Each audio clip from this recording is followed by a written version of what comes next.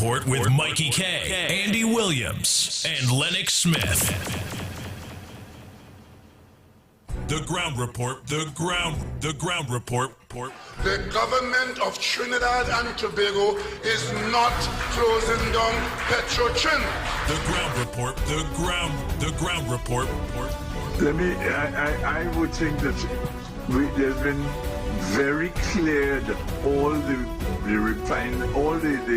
employees of Petrotrin will exit the company. All. The Ground Report with Mikey K, Andy Williams, and Lennox Smith. My parents' generation grew up with Royal Castle. From the first restaurant in 1968, when that distinctive, tempting aroma hit the air, they just couldn't resist. And like never before, fried chicken with a special blend of local seasonings and a one-of-a-kind flavor down to the bone. Today, Royal Castle still have that same delicious taste, and I love it too. The kids can't resist it either. Plus, they have more to enjoy. For me, the Castle is more than just nice food. It's we own, part of me and you, and is the real flavor of TNT. Sheltech Electronics, Capital Plaza, 11 to 13 Frederick Street, Port of Spain. So you're looking for the best prices in gaming products? Come on down and visit Sheltech Electronics, the gamer's paradise. Get the latest PlayStation, Xbox, and Switch system. Games and accessories. Apple Stream, Roblox cards. Available. Daily clearance items up to 70% off. Pre-order new releases and save 15%. Come on, visit us online at sheltechelectronics.com. Cash in on the bargain. Sheltech Electronics, 11 to 13 Frederick Street, Port of Spain, 627-3757. Cash in on those bargains now. That's the sound of your car or truck. That's the sound of your horn. Get in here with an auto loan. RBC makes it easy to get your own. Get in gear with an RBC auto loan with zero down, longer repayment terms, and low interest rates. Visit rbc.com/Caribbean/GearUp. Conditions apply. That's the sound of your car or truck. That's the sound of your horn. Get in here with an auto loan. RBC makes it easy to get your own. Drink that's transforming what you expect from a beverage. U-Juice is 100% natural and has the power of red ginseng, turmeric, ginger, and the world's strongest antioxidant, astaxanthin. Your new favorite drink has arrived. U-Juice, en route to the ultimate you. U-Juice. U-Juice. How about me drink bigger than natural boost? 96 Degrees Promotion presents Ladies in White. Ladies in White. Saturday, the 27th of May, Moonlighting Pub, Eastern Main Road, Tunapuna. Featuring from 104.7 FM, the master of the old school, the hitman Howie T, Future Sounds, Curtis, 96 Degrees, and DJ Witty. Tickets are $80. Available at Bobby's Bar, La Luna's Bar, and Moonlighting Pub. Look out for a prize for the best dressed male and female. Flesh and fever from your eyes. Ladies in White, Saturday, the 27th of May. Arima, the Juve Cooler Experience. Arima, Sunday, 18th June 2023. Arima, your robe is your ticket. More 104.7, the official station for Arimas. Chinese and Ari Restaurant, number 67, Western Main Road, Gym, opposite Standard. For breakfast daily, Monday to Sunday, from 6 a.m. to 10 a.m. On the menu, sada roti, Friday, roast beef, pie, coffee, tea, Milo, vegetable pizza, pancakes with assorted vegetable. Lunch specials daily from 10 a.m. to 3 p.m. Chicken pilau, $25. Assorted lunch from $25 to $40. Soup specials and crab and dumpling. Delivery of food available. Dinner a la carte on the pavement from 6 p.m. until burgers, chicken sandwich, hot dogs, fries and chicken, nuggets, shrimp burger, gyros, and anything else you can think about. Call 382-9347 to 5 place a.m. your order That's your 7 first days look at a news week. on More FM 104.7. Trinity Lighting, 123 Western Main Road, St. James. Special on LED bulbs. Purchase 4 LED bulbs for $100, get 2 free. Trinity, they stock a wide variety of electrical supplies and specialized in light bulbs and parts for all your residential, commercial, marine, and medical. Remember, buy 4 LED bulbs for $100, get 2 free. 628-8373 or 622-6935. Check them out on Facebook, Trinity Lighting ETC LTD, or shop online at trinityetc.com. In the Miami area, contact them at 305-354-2033 or 305-932-0727. Remember, Trinity Lighting welcomes you to their main store, 123 Western Main, St. James. One man is wounded and Welcome 3 others to arrested M&M following Pharmacy. police M&M involved Pharmacy, shooting in bank in strategically Lampton located on Wednesday next night. to Eastside Hospital Supermarket reporters in saying San Chiquito, intelligence San unit Grande. went For on all a your main healthcare road needs off and much Hampton more, Road M&M Pharmacy will give you customer service like no other. Your health is your wealth. in the West Division on Wednesday afternoon. Looking to complete your They claim home they or were shot business at by project? people in a Well, the car. place is Officers Michelin returned Hardware. fire, We carry hitting a one large man in his selection of roofing car and in the plumbing center of the supply, short lumber, distance steel, the water man was tanks. taken to the hospital. Get Two your men at the sand, moment were also gravel, arrested sand fill and by the bag, was yard recovered. all load. No one beats our prices. Visit us at Activist M&R Ravi Building, Baldwin number Gerard is 97, celebrating the Eastern Main Road, Privy Aruca, Council's or decision call upholding his 646-2144. legal challenge against the government's WhatsApp extension of the term of incumbent local 327-7761. government Michelin Hardware. representatives by a year. In a release, Cooking, reduce your cooking preparation time with Country Gold Limited dry coconut strips. It's all natural, no additives, ready to use, just blend. No more cutting your hands trying to dig and chip coconuts. Live a healthier lifestyle with dry coconut strips. Get yours today and all extra foods groceries nationwide. Look in the frozen section. Also available at Arthur's Place in Belandra. Country Gold Limited dry coconut strips.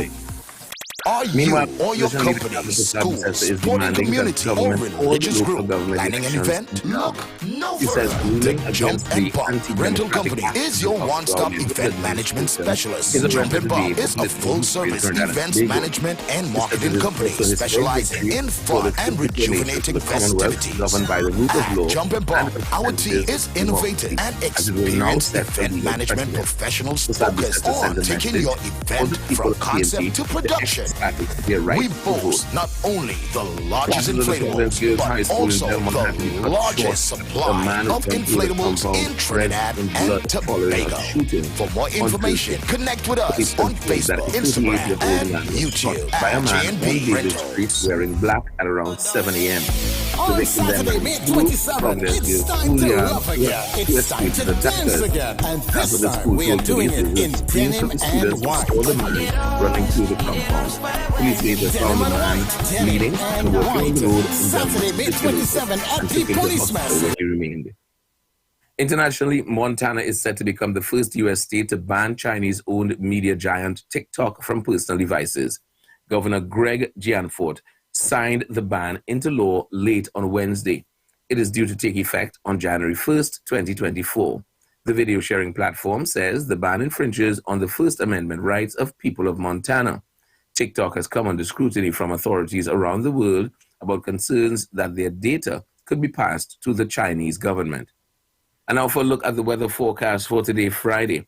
We expect a few cloudy intervals. At times, it will be accompanied by a brief to light, maybe moderate shower that will interrupt a generally fair day. Sunrise was at 5:39 a.m. and will set at 6:19 p.m. Expect seas to be slight to moderate with waves in open waters up to 1.5 meters. In sheltered areas, it will be smooth. Temperatures should rise to 31 degrees Celsius and drop to 25 degrees Celsius.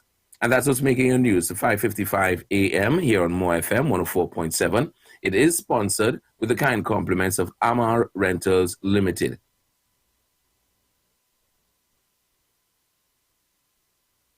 The Ground Report with Mikey K, Andy Williams, and Lennox Smith. The Ground Report, the Ground Report. The government of Trinidad and Tobago is not closing down Petrotrin. The Ground Report, the Ground Report. I would think that there's been very clear that all the employees of Petrotrin will exit the company. All. The Ground Report with Mikey K, Andy Williams, and Lennox Smith. My parents' generation grew up with Royal Castle. From the first restaurant in 1968, when that distinctive, tempting aroma hit the air, they just couldn't resist. And like never before, fried chicken with a special blend of local seasonings and a one-of-a-kind flavor down to the bone. Today, Royal Castle still have that same delicious taste, and I love it too.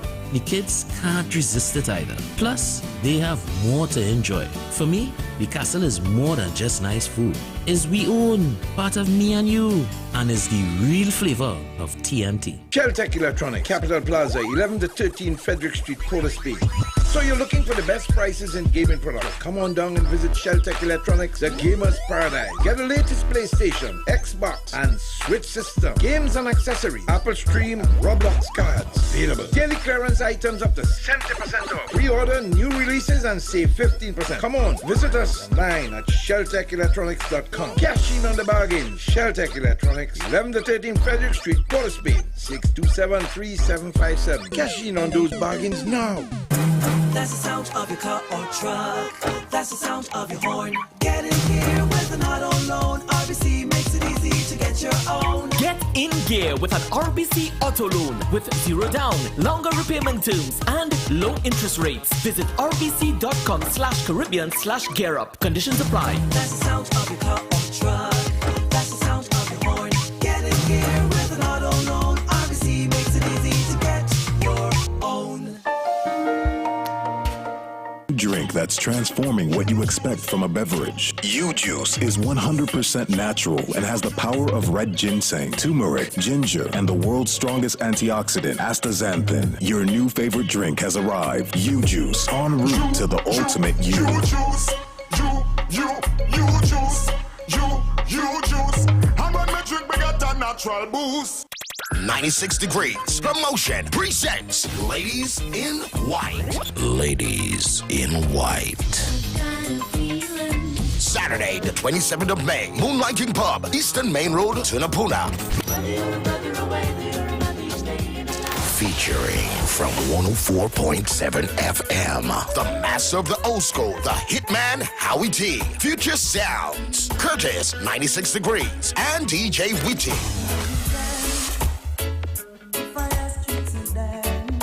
Tickets are $80. Available at Bobby's Bar, La Luna's Bar, and Moonlighting Pub. Look out for a prize for the best dressed male and female. Very good. Flesh and fever from your eyes. Ladies in White, Saturday, the 27th of May. Arima, the Jubei Cooler Experience. Arima, Sunday, 18th June 2023. Arima, your robe is your ticket. More 104.7, the official station for Arimas. Chinese and Ari Restaurant, number 67, Western Main Road, James, opposite Standard. For breakfast daily, Monday to Sunday, from 6 a.m. to 10 a.m. On the menu, sada roti, fried bake, roast bake, pie, coffee, tea, Milo, vegetable pizza, pancakes with assorted vegetable. Lunch specials daily from 10 a.m. to 3 p.m. Chicken pilau, $25. Assorted lunch from $25 to $40. Soup specials and crab and dumpling. Delivery of food available. Dinner a la carte on the pavement from 6 p.m. until burgers, chicken sandwich, hot dogs, fries and chicken, nuggets, shrimp burger, gyros, and anything else you can think about. Call 382-9347 to place your orders 7 days a week. Trinity Lighting, 123 Western Main Road, St. James. Special on LED bulbs. Purchase 4 LED bulbs for $100, get 2 free. Trinity, they stock a wide variety of electrical supplies and specialize in light bulbs and parts for all your residential, commercial, marine, and medical fixtures. Remember, buy 4 LED bulbs for $100, get 2 free. 628-8373 or 622-6935. Check them out on Facebook, Trinity Lighting ETC Ltd, or shop online at trinityetc.com. In the Miami area, contact them at 305-354-2033 or 305-932-0727. Remember, Trinity Lighting welcomes you to their main store, 123 Western Main, St. James. Welcome to M&M Pharmacy. Strategically located next to Eastside Supermarket in Sangre Chiquito, Sangre Grande. For all your healthcare needs and much more, M&M Pharmacy will give you customer service like no other. Your health is your wealth. That's right. Looking to complete your home or business project? Well, the place is Michelin Hardware. We carry a large selection of roofing and plumbing supply, lumber, steel, water tanks, tools, and more. Get your sand, gravel, sand filled by the bag, yard or load. No one beats our prices. Visit us at M&R Building, number 97, Eastern Main Road, Aruka, or call 646-2144. WhatsApp 327-7761. Michelin Hardware. Cooking? Reduce your cooking preparation time with Country Gold Limited dry coconut strips. It's all natural, no additives, ready to use. Just blend. No more cutting your hands trying to dig and chip coconuts. Live a healthier lifestyle with dry coconut strips. Get yours today at all Extra Foods groceries nationwide. Look in the frozen section. Also available at Arthur's Place in Balandra. Country Gold Limited dry coconut strips. Are you or your company, school, sporting community, or religious group planning an event? Look no further. The Jump and Bump Rental Company is your one-stop event management specialist. Jump and Bump is a full-service events management and marketing company specializing in fun and rejuvenating festivities. At Jump and Bump, our team is innovative and experienced event management professionals focused on taking your event from concept to production. We boast not only the largest inflatables, but also the largest supply of inflatables in Trinidad and Tobago. For more information, connect with us on Facebook, Instagram, and YouTube at JNP Rentals. On Saturday, May 27, it's time to love again. It's time to dance again. And this time, we are doing it in denim and white. Denim and white. Denim and white. Saturday, May 27 at the Police Mess, Long Circular Road, St. James, from 10 p.m. Party to all of your favorite songs from DJs Sir Charles and Selector CJ. Mr. Q and special delivery. Admission is only $100. Giveaways for the best dressed ladies in denim and white. Denim and white. Saturday, May 27th. The Police Mess, Long Circular Road, St. James. A night for dancing. A glass act promotion. Everybody's idea of home is different. So every mortgage should be unique. Shaped around you. Flexible to move and change as you do. RBC will come to you to get you started and stay by your side to help guide you every step of the way. Visit rbc.com/Caribbean/home story and start your story today. Follow us on Instagram and Facebook at RBC Caribbean. Green Dot continues to deliver internet connectivity to a wide range of communities in Trinidad. With our combination fiber and wireless network, you get the service you need wherever you live. Stream your favorite shows, enjoy online tuition, stay in touch with your work team, and connect with friends and family with internet service at a price you can afford. As communities continue to grow, we continue to deliver. Call 224-GDOT or visit gd.tt today. Green Dot, improving and simplifying lives. The Ground Report with Mikey K, Andy Williams, and Lennox Smith. Disclaimer.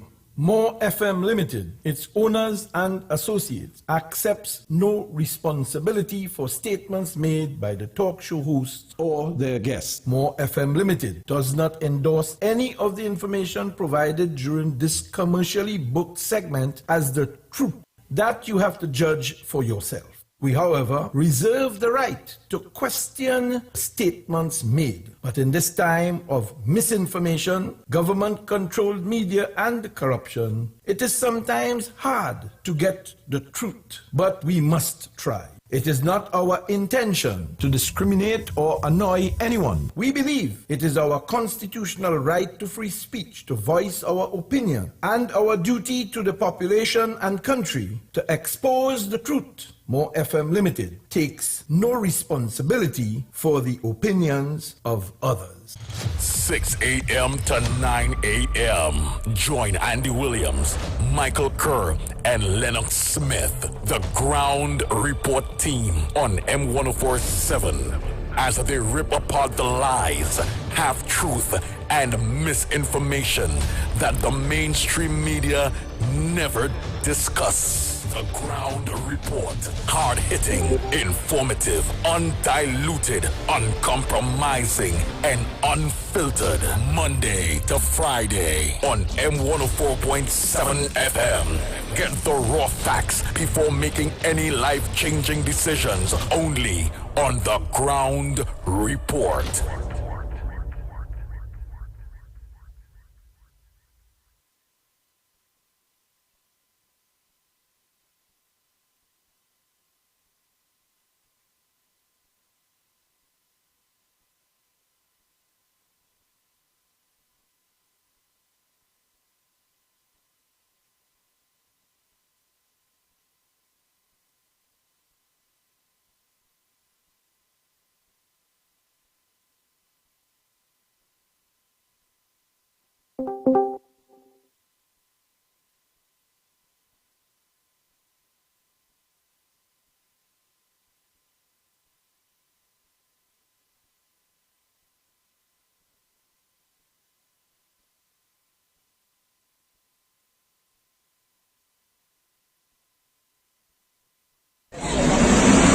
Come in peace.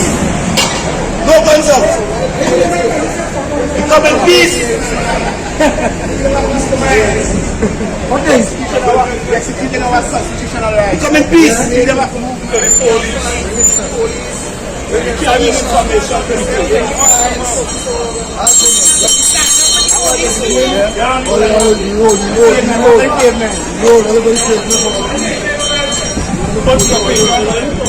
And Andy and myself will be allowed to go in. They ask no blocking of the roads, peaceful, and we will go in and take care of the people's business. That's it. I don't know is the nature of the gathering here today, and you know what you all want to address by the gathering.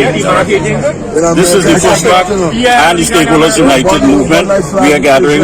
We came from the Express House. We are now heading to the office of the Commissioner of Police. And our concern, as I gave to you and other members of the media, which is of course dealing with the Foster Cummings issue. We have also written to the Freedom of Information Act, or at least preparing to ask questions as whether or not Mr. Cummings and Mr. Jerome Chambers ever worked at the Commissioner of Cooperatives office, and if so, why were they dismissed? So a lot of things we are here for, and we're not going to be sidetracked. I want to make it clear that this is the core issues. As far as we're concerned, the Pope could anoint Dr. Rowley. We still have business to take care of, and we need to deal with that business each and every Thursday we're out here. I can tell you now and put you on notice, it's going to be a long hot summer. Until this government go, just remember the name of the organization. Pushback Movement and the Stakeholders United Movement. All members. Yes, it is. Non-political.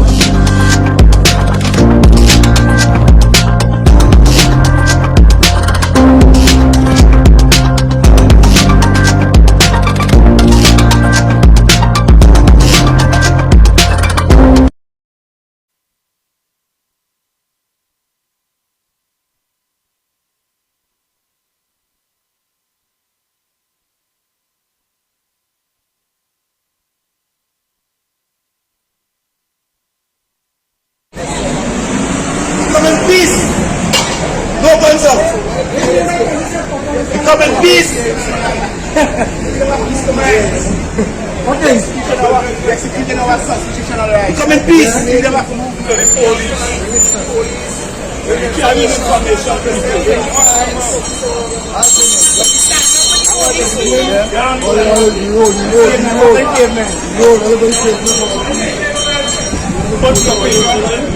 And Andy and myself will be allowed to go in. They ask no blocking of the roads, peaceful, and we will go in and take care of the people's business. That's it. I don't know is the nature of the gathering here today, and you know what you all want to address by gathering. This is the pushback and the Stakeholders United movement. We are gathering. We came from the Express House. We are now heading to the office of the Commissioner of Police. Correspondence and our concern, as I gave to you and other members of the media, which is of course dealing with the Foster Cummings issue. We have also written to the Freedom of Information Act, or at least preparing to ask questions as whether or not Mr. Cummings and Mr. Jerome Chambers ever worked at the Commissioner of Cooperative office, and if so, why were they dismissed? So a lot of things we are here for, and we're not going to be sidetracked. I want to make it clear that this is the core issues. As far as we're concerned, the Pope could anoint Dr. Rowley. We still have business to take care of, and we need to deal with that business each and every Thursday we're out here. I can tell you now and put you on notice, it's going to be a long, hot summer. Until this government go. Just remember the name of the organization. Pushback Movement and the Stakeholders United Movement. All right, cool. All one. Yes, it is. Non-political.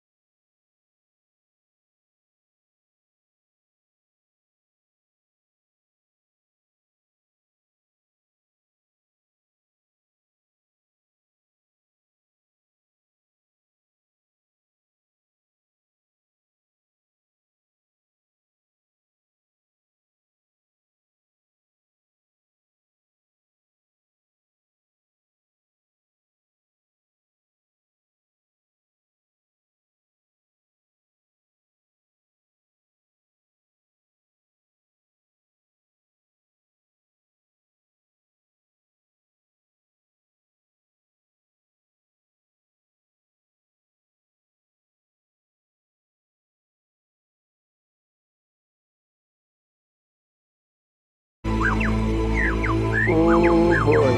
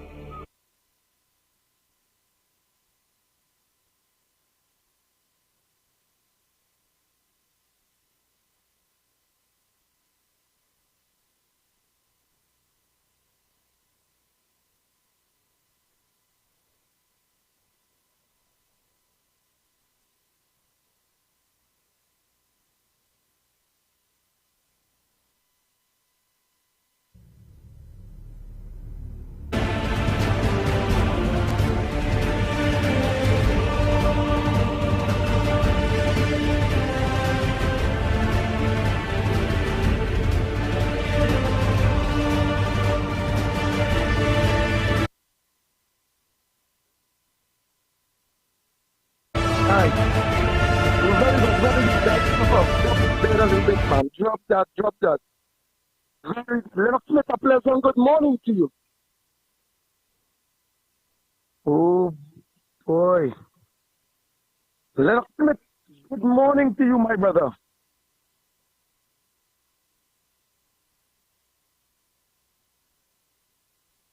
Well, while I wait, Lennox Smith, Mr. Pleasant, good morning to Trinidad and Tobago. Yesterday was a very, very, very successful day. As promised, we all met at the Express House. Hundreds of people, a lot of people came out, including Madman, and a lot of people came out, man, which is good. Miss Santa Cruz, Kingsley, all we were Anderson, Wilson, old Miss La Hocketa, Pedro up there in Tuna Puna, boy, the among Pastor Johnson, yeah, a whole set by Raf, aka Postman.com, his whole family.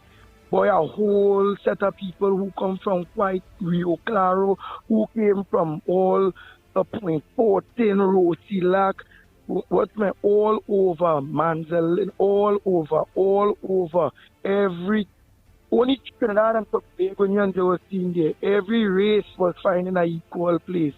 And it was about doing the people's business. Alright, so it was a very, very, very, very, very successful out yesterday, please God. Director of here, what to do about the time? Let us make a pleasant good morning to you.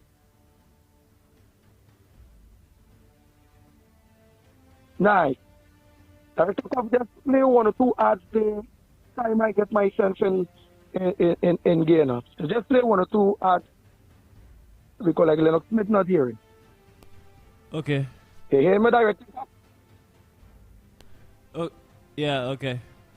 Nah, but look, you them, but how yesterday was, how you find yesterday was, when we come people and all those different things, and that we actually went building Mikey K to say a word of prayer because he thought prayer. Next thing is, we created a history whereby it's the first time, because the media personnel and them was there, stated that how first time a police commissioner leave from office and actually come down. Normally they just leave it right there and all them different things. The police commissioner just come out. Well, a lot of people just give us some claps and all those different things. Some people wish her happy Mother's Day and all those different things. You know, but remember at the end of the day, we were very diplomatic, very nice, very cool, but the seriousness of it would not come out of our mind. We're coming to the letter that had to be delivered. And the prayer that Mikey and the police commissioner and us was praying there together in front of the police commissioner building for better Trinidad and Tobago and the crime in Trinidad and Tobago. Right? From that we end up saying, well, all right, we will go down by the GPP office because again we can't be wasting people time. People even from all these places, what it is that just mentioned there. Oh, look how far we go from all these Parkers, Point 14. To come down there to make that sacrifice, to be a part of it.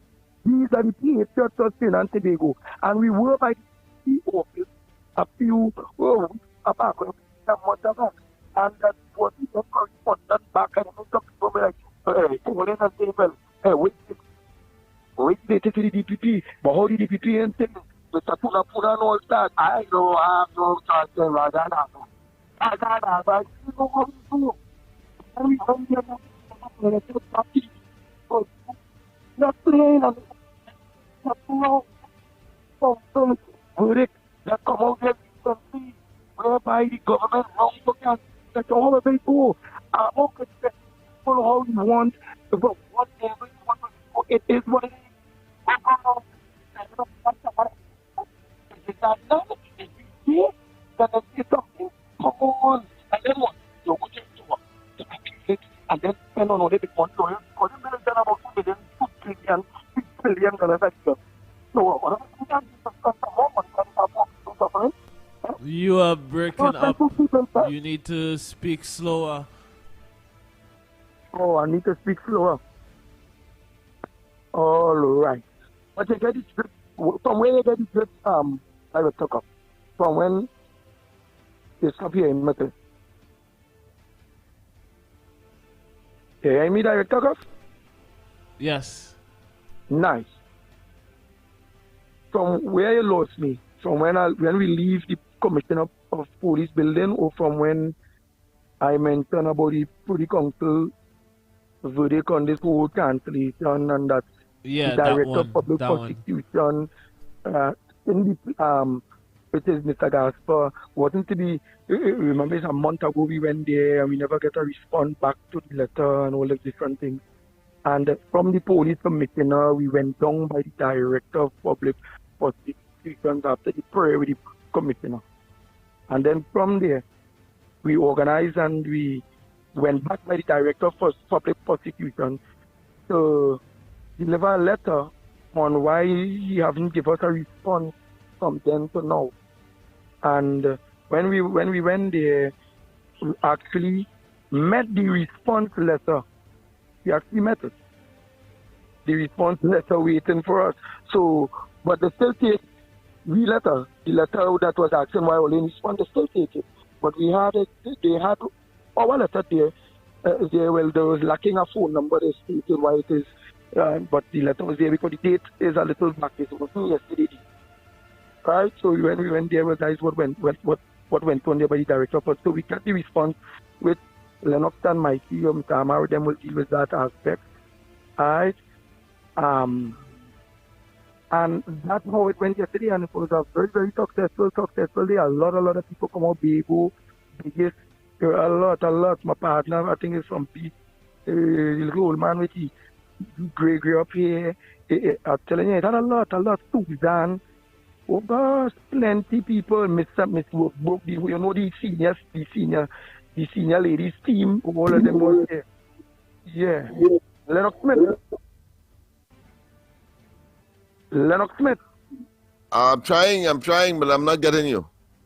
What do you mean you ain't getting me, but I hearing you? And everybody and you and Director Cuff hearing you. You know how long we calling you? I was trying the whole time you were talking there. Are you hearing me now? Cuff, are you hearing me? Yeah. Cuff. All right, good. All right. Sorry about that. Mr. Amo now coming to put all kind of food. Maybe more money now. So come, oh God. You know, make you go ahead, brother. Yeah, okay. Just.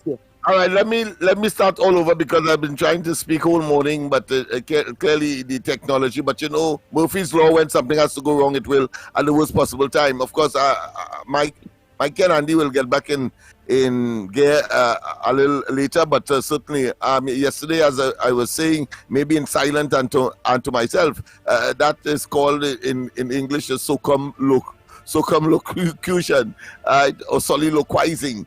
But that being as it may, the fact of the matter is that yesterday was a very powerful, a very significant day. I think it's victory for democracy, the people, and of course, I want to say to Andy, Mikey, and the entire cross-section of the population that attended that particular very historic event. I agree. First time that we have been able, not only just the second time. Not just the commissioner of police or a commissioner of police, I suppose, coming on the steps and therefore the entrance of police headquarters to greet a team of persons, a group of citizens that are extremely concerned about the situation as far as crime and criminality is concerned.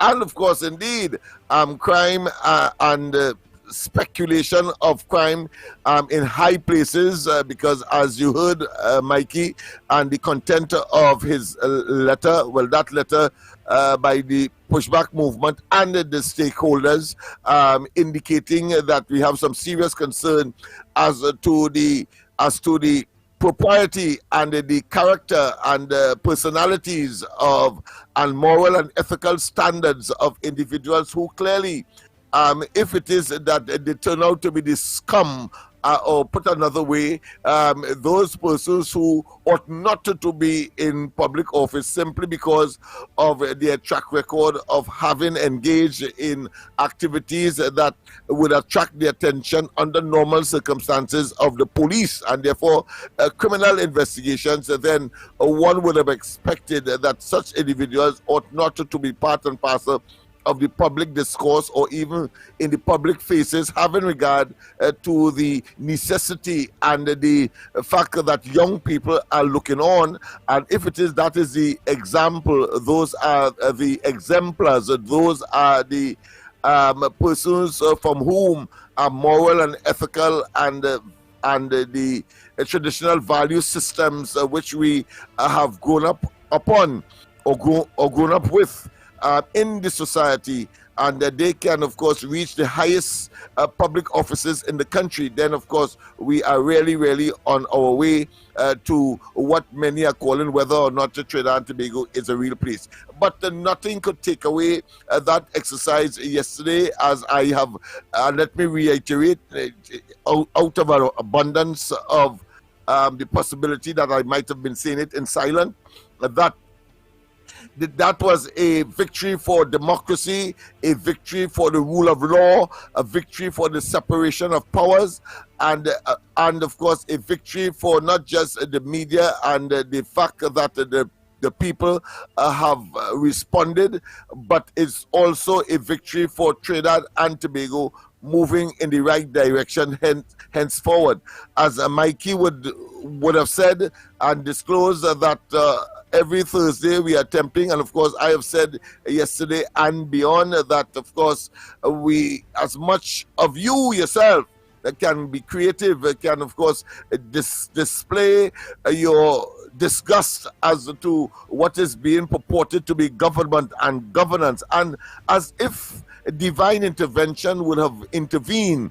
Some may say serendipity, some may say by chance, some may say it is coincidental, but in metaphysics some people may say that is there's no coincidence, there's nothing new under the sun, but here it is, the victory for the people, additional victory for the people was handed down by the Privy Council of Trinidad and Tobago, and to have of course the Attorney General saying that it was incumbent on him, that it was of necessity that he addressed the public with respect of course to the decision made by the Privy Council. All I have to say in terms of the foundation, if that decision was in favor of the government, you would have seen him in a different mood altogether, and of course leaping accolades on the government and himself, etc. But because it was against the government, once again,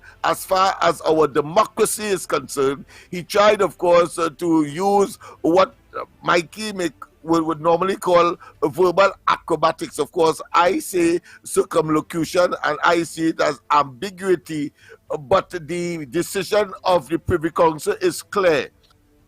The conduct of the government in this particular matter by postponing in effect the local government elections was to say that it was the executive, or is the executive, the government, that prescribe the period for which the incumbent, or put another way, local government practitioners would last, and therefore the effect of it means that to go to December in effect was not contemplated, and these councillors and practitioners in the local government scenario were elected for 3 years, and that the 3 years, the Privy Council decision was very, very clear.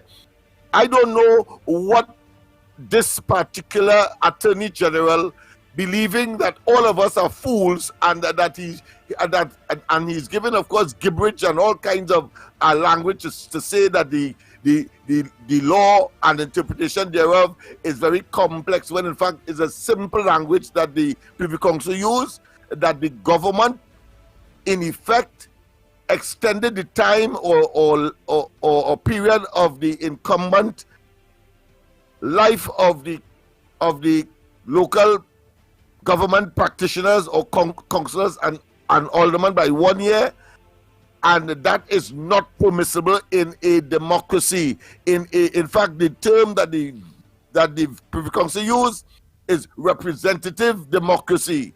Representative democracy, and I want, and I cannot overemphasize as well, that democracy is government by the people, of the people, and for the people. In other words, as many would say, even though Dr. Rowley and they would like to make you believe otherwise, it is we, the population, the electorate, that give them their life, give them the position that they have today.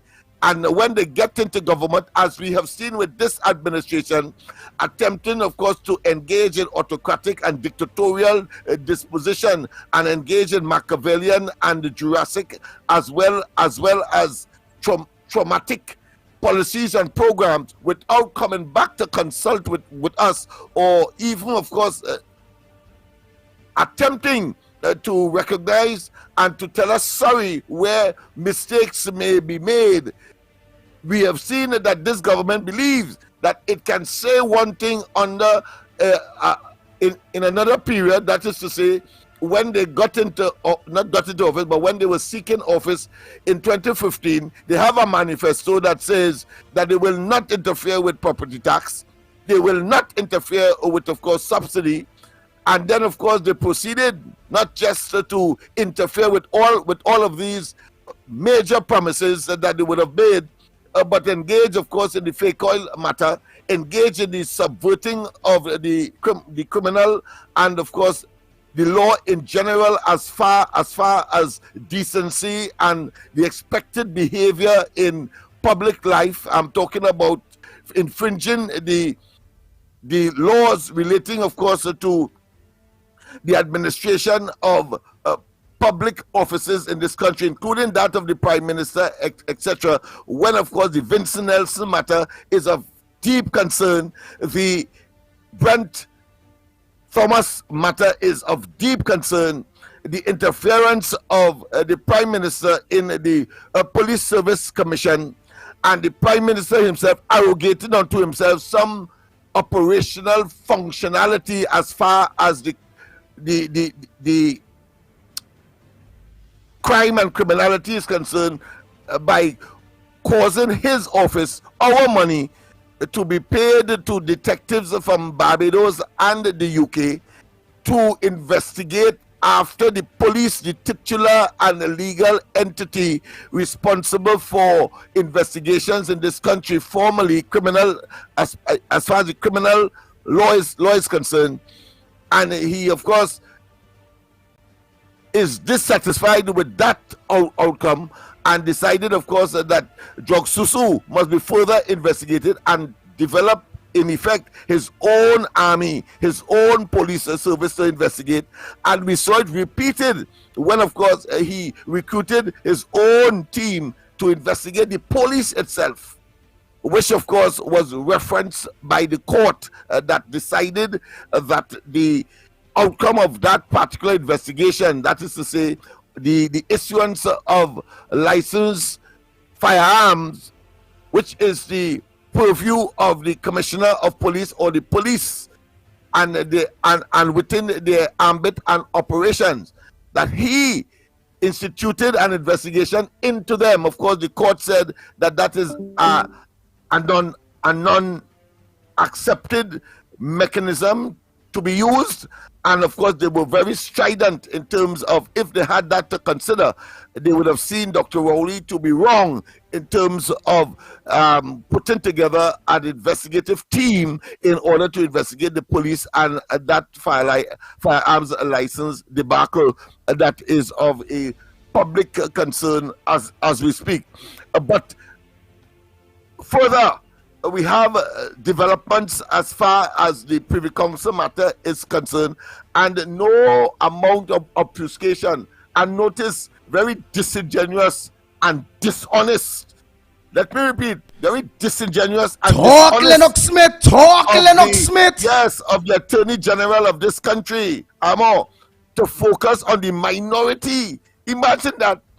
he is focusing on the minority decisions in the Privy Council matter. Five lords or five councillors, and 3 of them said that the government in effect usurp the right of the electorate to elect their local government representatives, and he has the audacity, the temerity, the gall and the effrontery and the boldfacedness to insult the intelligence of the general public by trying to say that he alone has the ability to interpret simple language. I think it is taking this nonsense too far.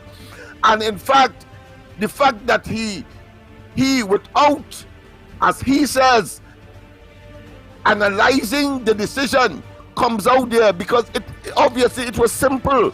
So he comes out there and attempt, of course, to do what clearly had to be political grandstanding, one, and attempting to whitewash and to hoodwink, and at the same time try to do damage control against this government when the Privy Council was extremely clear. And I have the video. The video. Talk, Lennox Smith. Send the video. Send it quick. Koff will put it up. I will certainly do that. Director Koff, Lennox Smith sending a video now.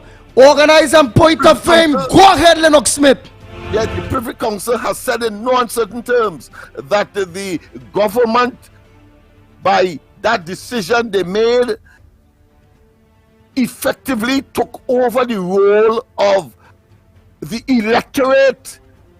That is clear language, unambiguous. Hey! And the Attorney General would like us to, of course, look at the dissenting judges or law lords that, of course, was part and parcel of that panel of the Privy Council team that made the decision. That is so he reach as fast to watch the people too, Lennox Smith? Go ahead. What he reach as far as wanting to watch the people and who on the panel and all that kind of thing. Yeah, so besides the minority, listen, no, go ahead. One of his missions was to defend the local judges and the appeal court judges in particular, because last night I was examining this thing and I'm saying I wanted to see whether or not the decision of the appeal court judges locally would have been unanimous or would have been a majority. It was unanimous. He confirmed that.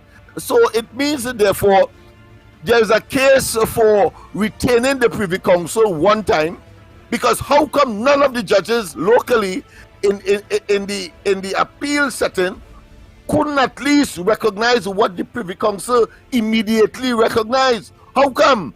Because they are P&M judges. The appeal court of Trinidad and Tobago is P&M judges. Go ahead, Lennox Smith. The statement being made by the sitting National Security Minister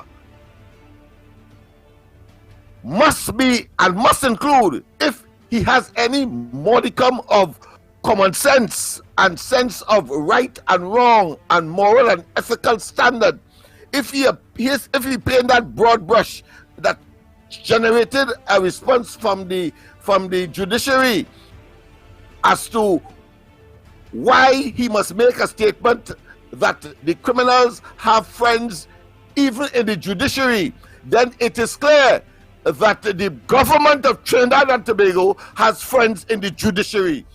Oh, Lennox Smith! It is logical. It is logical and common sense that if it is that all of the appeal court judges unanimously did not see what the Privy Council saw in terms of saying very categorically the government usurped the right of the electorate, you and I, to determine the length of time that the current group of practitioners, local government practitioners, ought to be in office, then something is definitely wrong. It means just what you said there. That you cannot unilaterally, in other words, they went into government or they went into their various offices for 3 years. The term ended in December last year, and the Privy Council said it very categorically that local government elections in Trinidad and Tobago for the incumbent, for the present group, ought to have been held in March. You know, he is saying that he had to get advice to tell the government that they have now, based on the decision of the Privy Council, unambiguous, that they must call local government elections before December. Understand that? But he is saying he looking for advice. Anybody with a modicum of common sense, anybody with a potpourri of common sense will have that in a jiffy. I could tell my little 8-year-old son and give him all the parameters, and he would draw that natural conclusion. How the hell the Attorney General of Trinidad and Tobago could try to hoodwink 1.5 million people, besides themselves, of course, to conclude that we are nincompoops? The decision is clear, and I want to commend, of course, those persons that were part and parcel of the press conference that he held, because all the time he was saying that he came because it was critical, he came because it was of national interest, but suddenly he has no answers. No answers. Every question he was asked, you want me to be premature? You want me to be preemptive? You want me to, of course, consult you before you consult the cabinet? Then what the hell you have that conference for in the first place? But it's part and parcel of that shenanigan and that ability of this government to try to displace reality and, of course, insult the intelligence of the beautiful people that are concerned with how the affairs of this country is being managed under nepotism, cronyism, and rank and unadulterated criminal behavior at the highest level. And then they want us not to do every Thursday and every day, if possible, until they get out of office, inevitably 2025, preferably before 2025 and local government election. He could say what he wants. I am saying here now that the decision is one that says that local government election must be called before the expiration, as they arbitrarily impose and in a clandestine way, which is the ambiguity that the Privy Council referred to. They say it cannot be done with language that are ambiguous and so on, and that is what the intent was. So the Privy Council understood the impact and the effect of trying to use the new legislation to say 4 years, and you're giving the current group of persons a blind and saying you testing the 4 year scenario, when in fact it was, and for our purposes and all practicality, it was because they didn't want to get a further licking, having come out of the THA scenario 14-1, and then in the by-election in Superior, they couldn't muster up 25 votes. Imagine that. Lennox, you're tough waiting for the thing.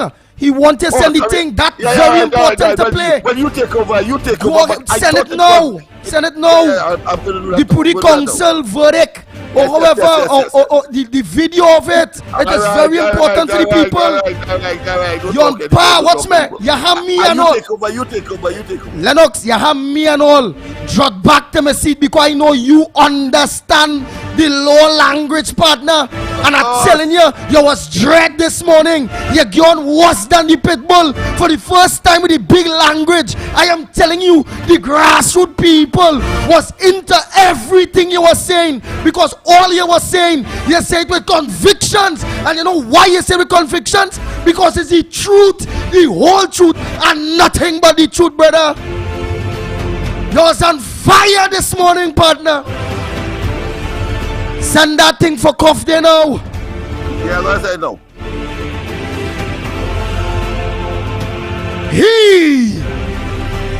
All I heard how Lennox Smith deliberated on that whole thing there, brothers and sisters of Trinidad and Tobago.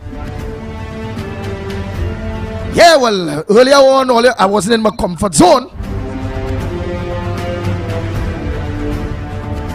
But when a dog in the comfort zone, And he piss in every corner of his zone. That's my zone. So nobody can say, oh my God, look, he's peeing by the neighbor, or he's peeing here. He just peeing in every corner of his zone to make sure it is his comfort zone to be able to deliver what's going on here now. Lennox Smith did a fantastic job. Mute your mic, Lennox Smith. Will you? Yes, Lennox Smith did a fantastic job. All you heard that? Here you want the part that catch me one time. Hines said that criminal elements have friends in the judiciary, judges. Our national security minister said so. In Lennox Smith deliberation, I tell you what grabbed me the most. That's what I tell you, Lennox Smith was like a lion this morning, boy, because he got in this law thing. When Lennox leave from that and he gone now, remember Hines says so. He said the judges, imagine 5 Privy Council judges could deliberate and enormously come to a verdict. And how come in we appeal court in Trinidad and Tobago, if it's 3 judges all here, oh God, understand where it is. Lennox Smith was telling all of that. What is that? How, I catch it, you know. How come 3 appeal judges in Trinidad and Tobago, none of them can't see not one acquire of what those 4, 5 what, I just call them warlords. Law. Yeah, but how come? I believe Mr. Hines was also, he was correct with that.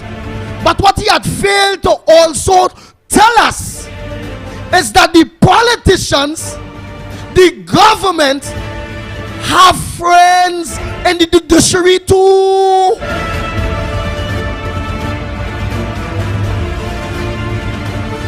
Trinidad and Tobago.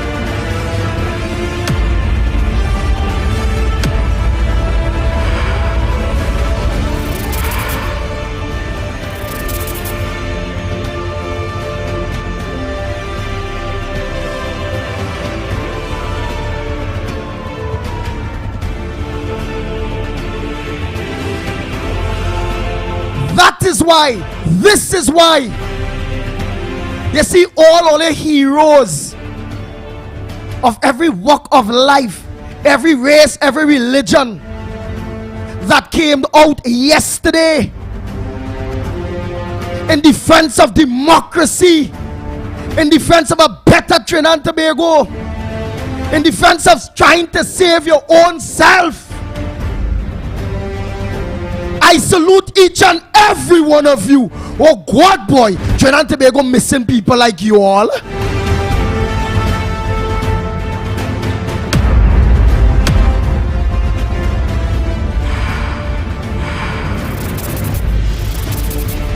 To all the senior citizens and young people that came out yesterday in defense of democracy, in defense of security, in defense of our right to live, in defense of our right to eat, in defense of our right to have peace of Trinidad and Tobago and having a say in what is our own. The people that came out yesterday understands that they are the government. They understand that these are the things that need to happen in order for we to have a better Trinidad and Tobago. We the people of Trinidad and Tobago, you the citizens of Trinidad and Tobago, please understand. You cannot be sleeping anymore. Your rug are being pulled from beneath your feet. Your door along. Whether you're rich, whether you feel you safe, it's going and come and knock on all of we door here. Why? Because the government fixing the crime situation must start with the government. A country would not have law and order if the government of Trinidad and Tobago and those who have the power, who we get the power to deliberate and deal with we business, that they are in every way trying to break the constitution, trying to do this, trying to lock down that, trying to, hey, we in trouble. We have a gang of gangsters that killing we.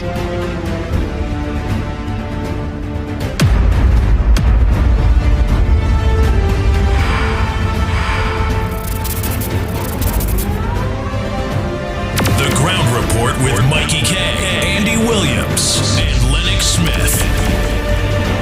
And things like this is needed to continue.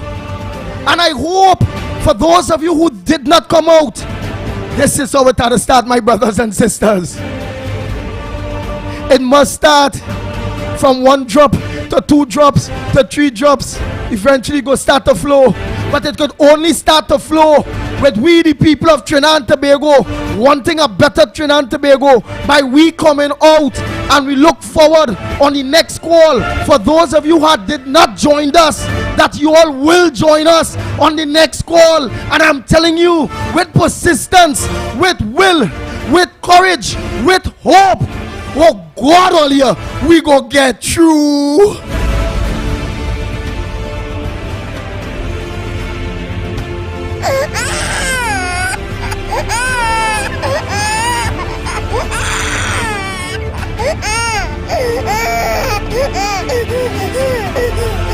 So I out here this morning, besides endorsing all what Lennox Smith magnificently breakdown, is also to endorse, thank you the people that came out, continue to give you all the encouragement, and the people that did not come out to continue to give you the encouragement too, that we have to stand up.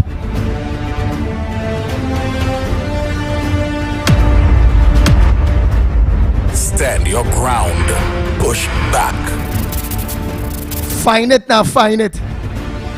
Oh God, my girl Santa Cruz came out like both yesterday. He say, hey, stop calling Indian Yellow Belly. No, don't do that. She said that people wanted to come. But when you say Yellow Belly Day, they get offended.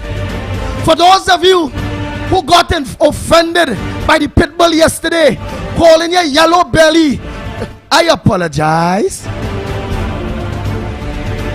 With a cause. You know, in the court, learning from Lennox, I just will put in, I apologize. With a cause.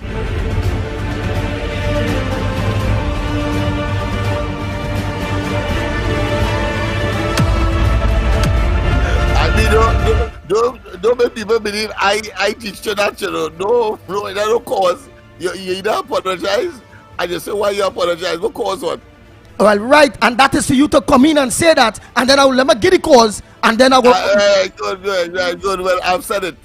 All right, so let me get the cause. Many people get tired with that. In the court. And are guilty man with a cause. Yeah, that either you're guilty or you're not guilty, and then of course we will mitigate.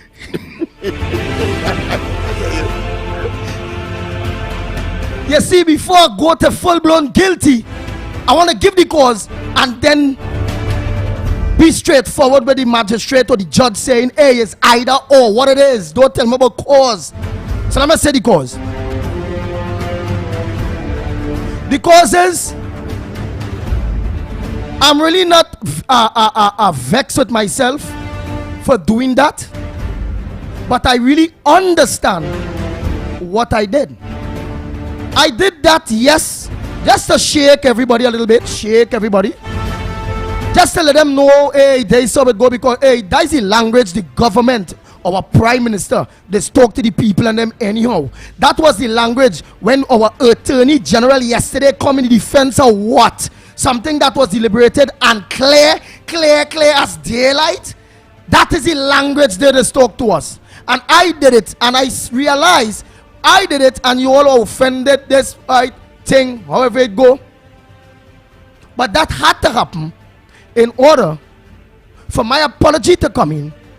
And with my apology coming in, you all know who didn't come out, because I say that. I know now with my absolute sorry for calling you Yellow Belly Indian. I am sorry.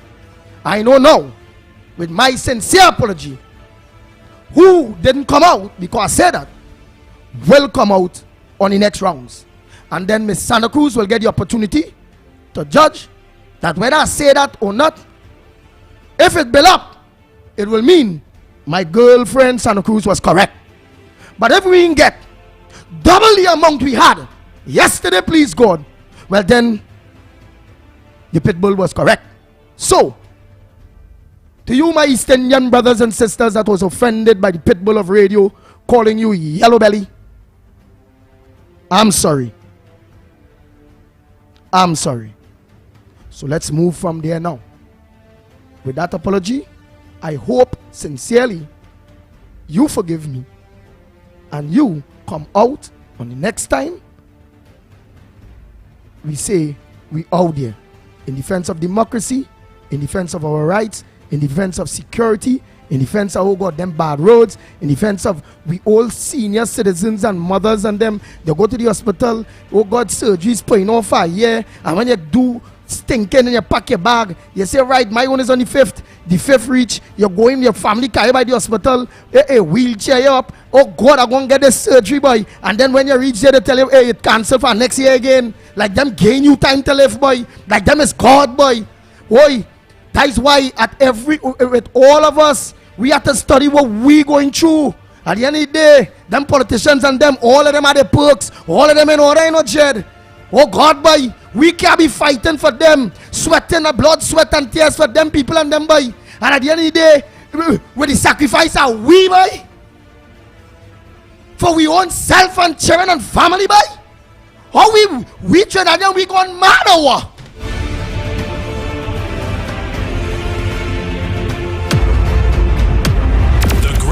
With Mikey K, Andy Williams, and Lennox Smith.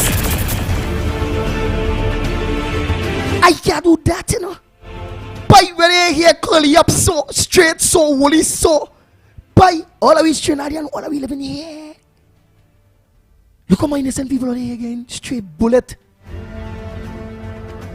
But you see that kind of racial, political, divine kind of thing all here.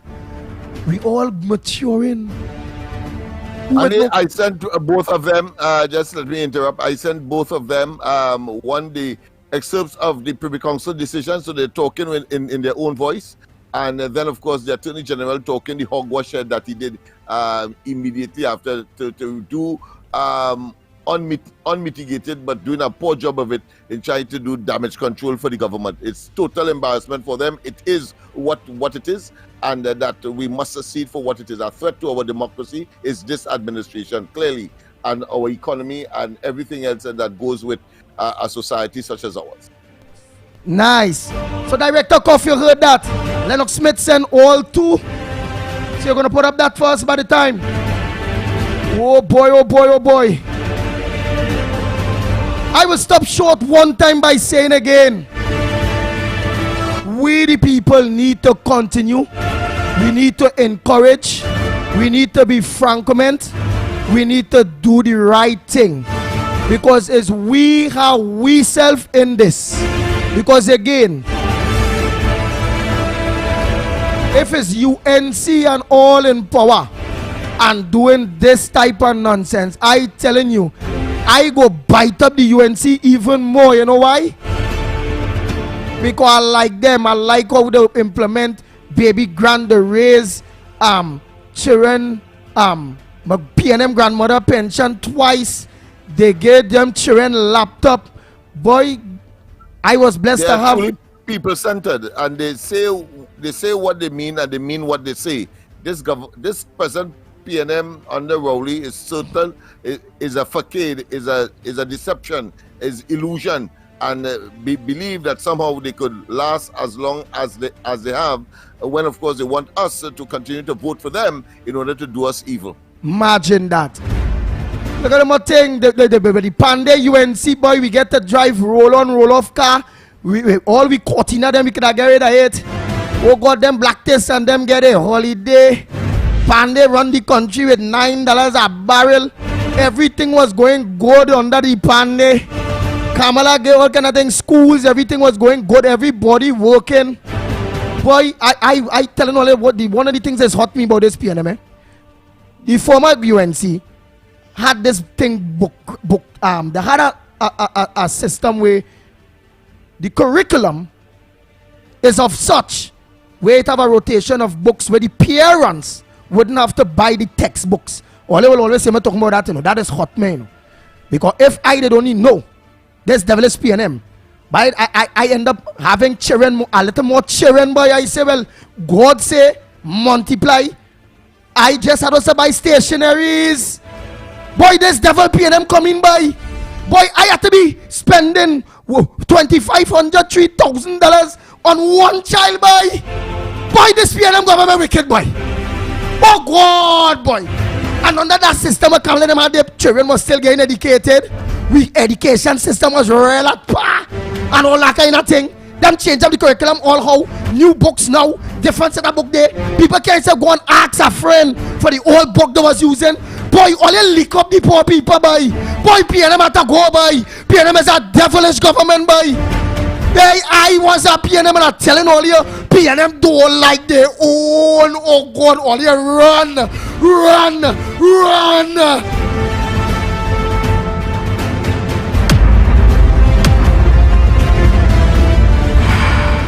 Ground Report with Mikey K, Andy Williams, and Lennox Smith. Stand your ground. Push back.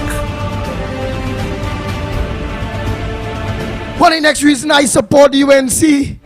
Oh God, boy. I was a PNM. Me saying that the UNC now they like problems too, you know, Jed. But oh God, boy. We put in a situation where we have to pick one out to the other, and both is not the same. How one day showing we could be the same as one who was brilliant, we boy. What? All they can't see because they hair straight. Hey, they hair straight and all they suffering right now because you know why all they see the hair straight, Jed. And you know what, boy? You know what is hurt me, boy? I feeling the pain in all your decisions, Jed. Oh God, that is hurt.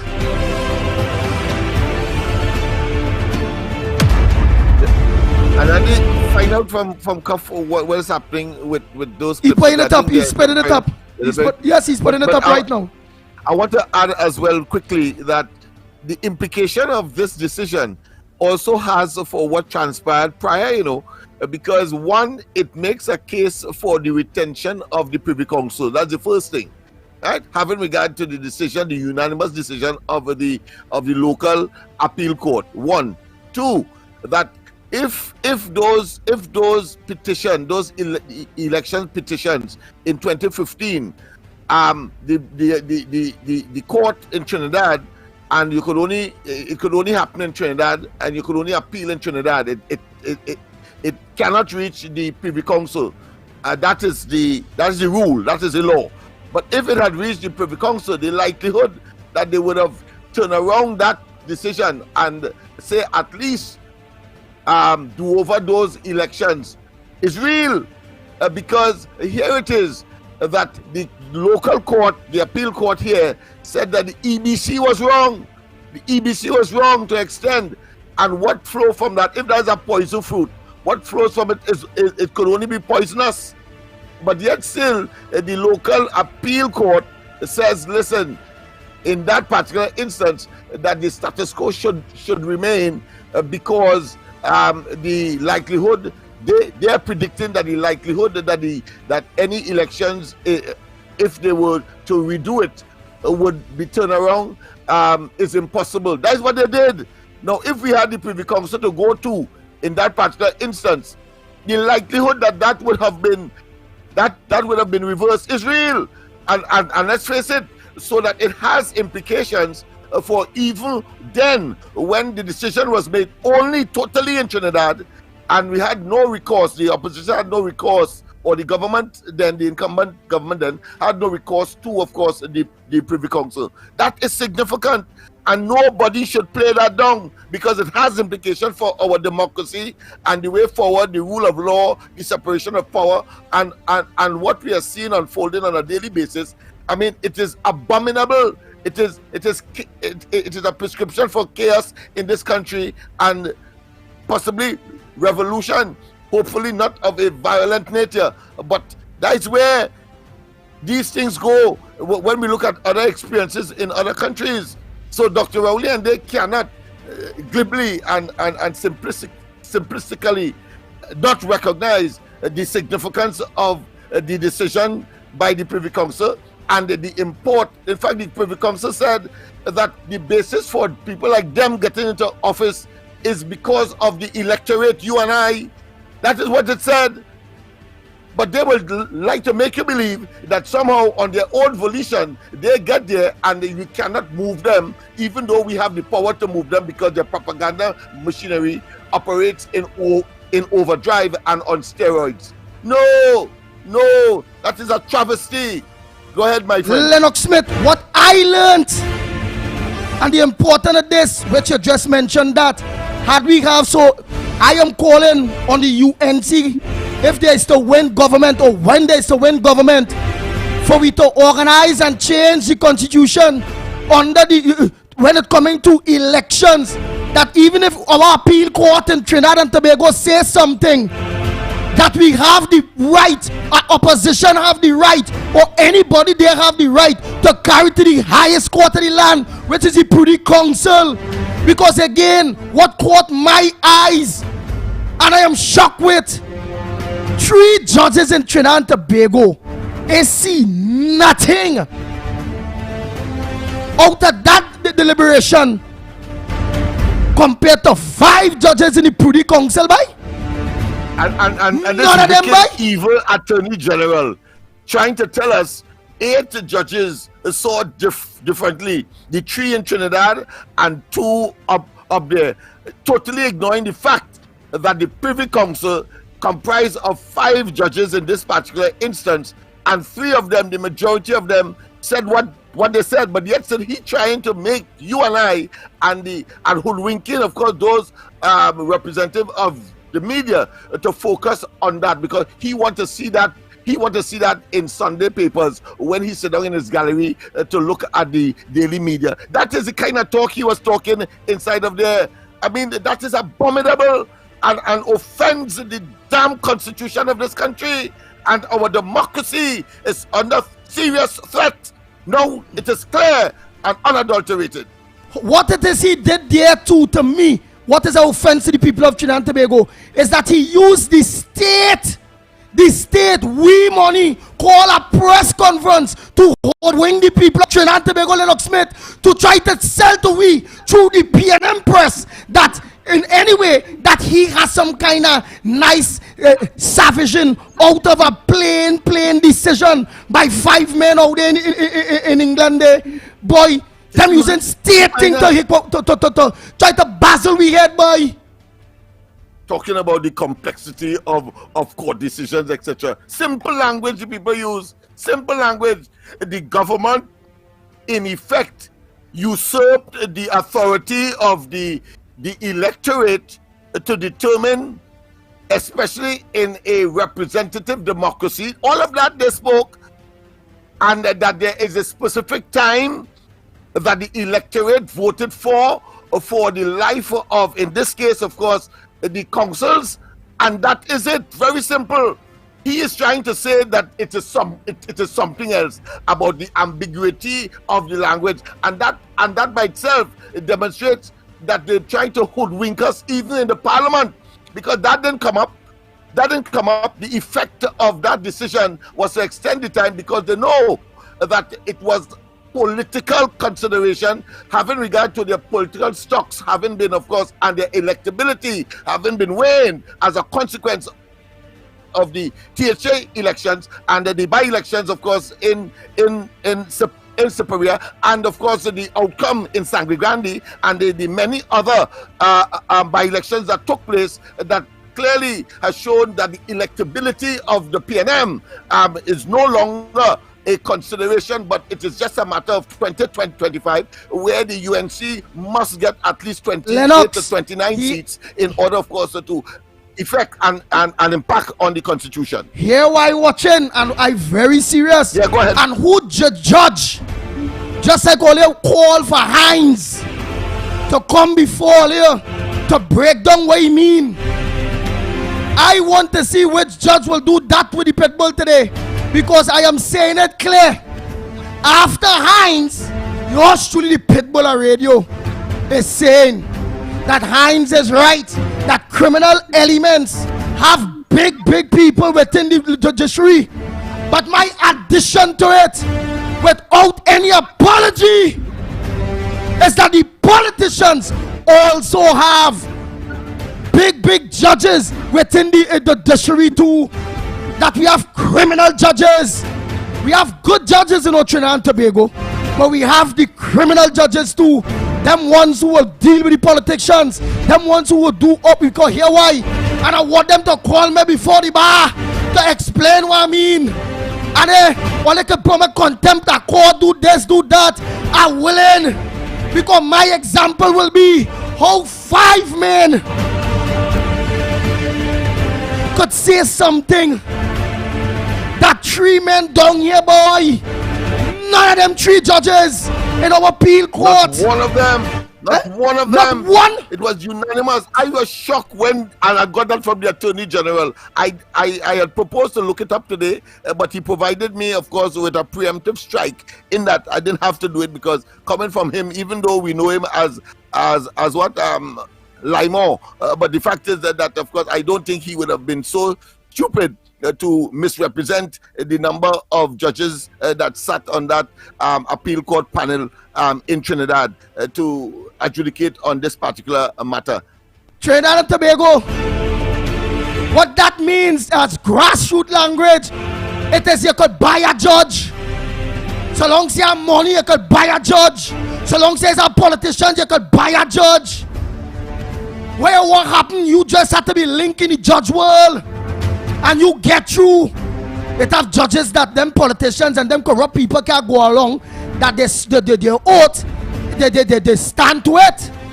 My brother Mark Sipasad, how we call him there in South, that is a man I really respect, boy. That man real impartial in Saudi. When I think there is a concern about the undermining and the reduction in the confidence in the judiciary. This particular decision. That is why Amor went out there to try to, of course, salvage something for. So we not to know it have foul play going on. The judge's decision as well as the government. That we tried to do. It was a 2-pronged approach, but all have failed.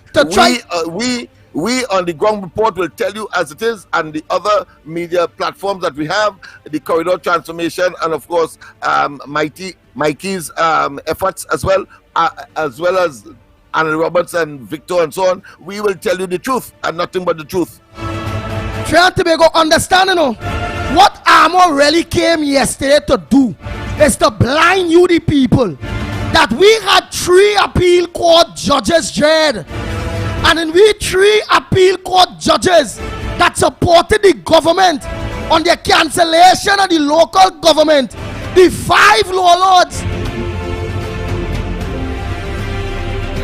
see different, and not one of the 3 of them men and them in the appeal court, boy, is see not one iota of what 5 warlords out there see, boy.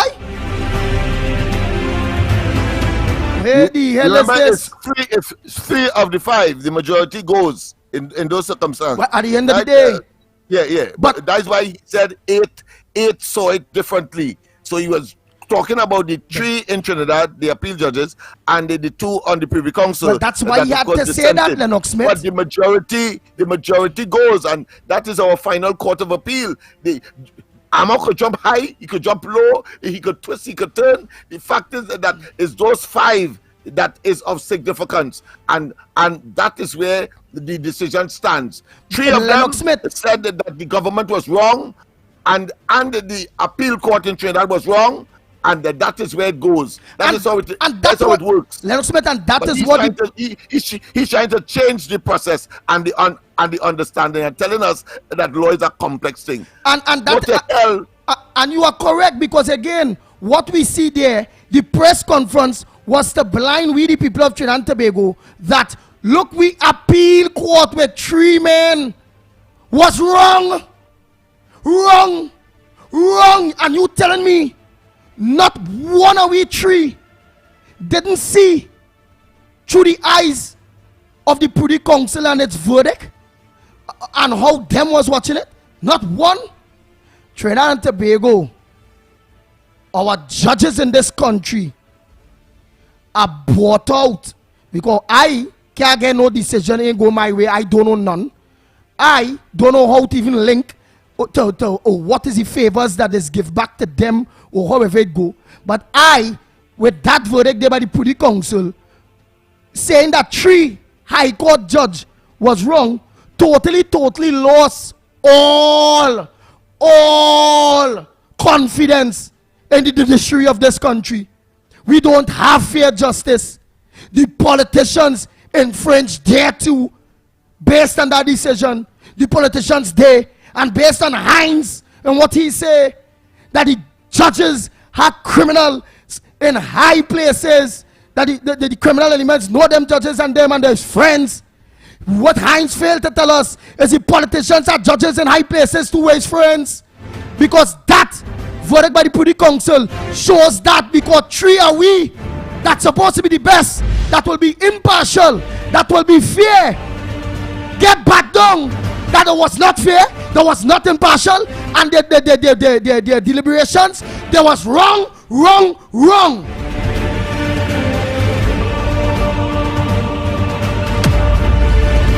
And then Amo come to sell with this. But before I do that, again, I want to say kudos to all of you that came out yesterday. You all are the heroes. You all are the patriots. And we look forward to many of you coming out on our next occasion out there.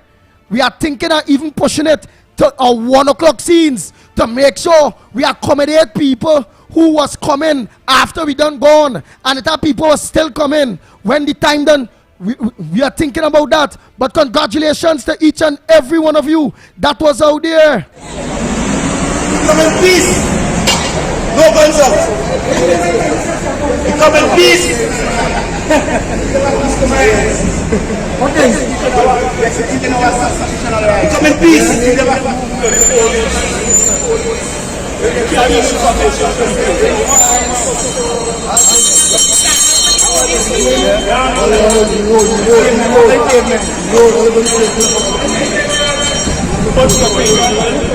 And Andy and myself will be allowed to go in. They ask no blocking of the roads, peaceful, and we will go in and take care of the people's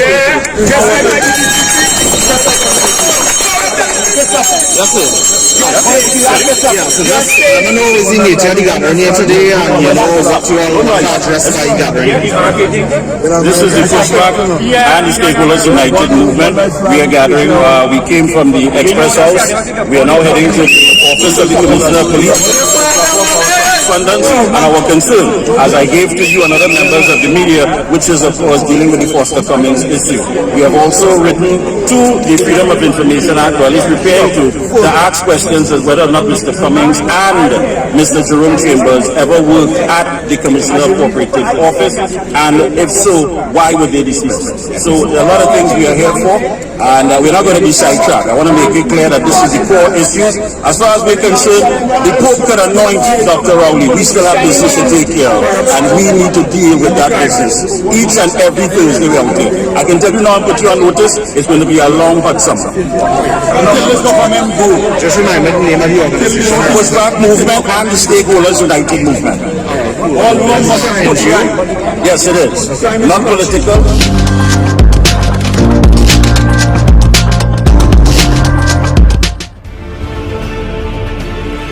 Yes, Trinidad and Tobago. And besides that, now let us go to what it is Lennox Smith was saying, that AG Amo using state to try to wing the people of Trinidad and Tobago. Our highest court of the land partner, Mr. A.G. Amo, Brightman Amo, is the Privy Council partner. Oh God, don't ignore that now. Oh, they're so dread, boy. And they come and they say that Olia was wrong, the government was wrong. Don't play taking yourself out neither. Like you are no part of that. You are part of the government. Rowley appoint you as the AG. And in my book, you worse than Faris Alwari. So understand, Mr. Amo. The warlords, I just say warlords. The law lords, them say something. Not only that, they also critically, without saying it, put the government into, not the government, the judiciary into check. Our 3 appeal judges, that not one of them could have seen what the Privy Council see when it coming to democracy in this country. So that led all of us to believe and assure us more that Hines statement that the criminal elements have judges in high places. It also cement the case that the politicians in Trinidad and Tobago have judges in high places.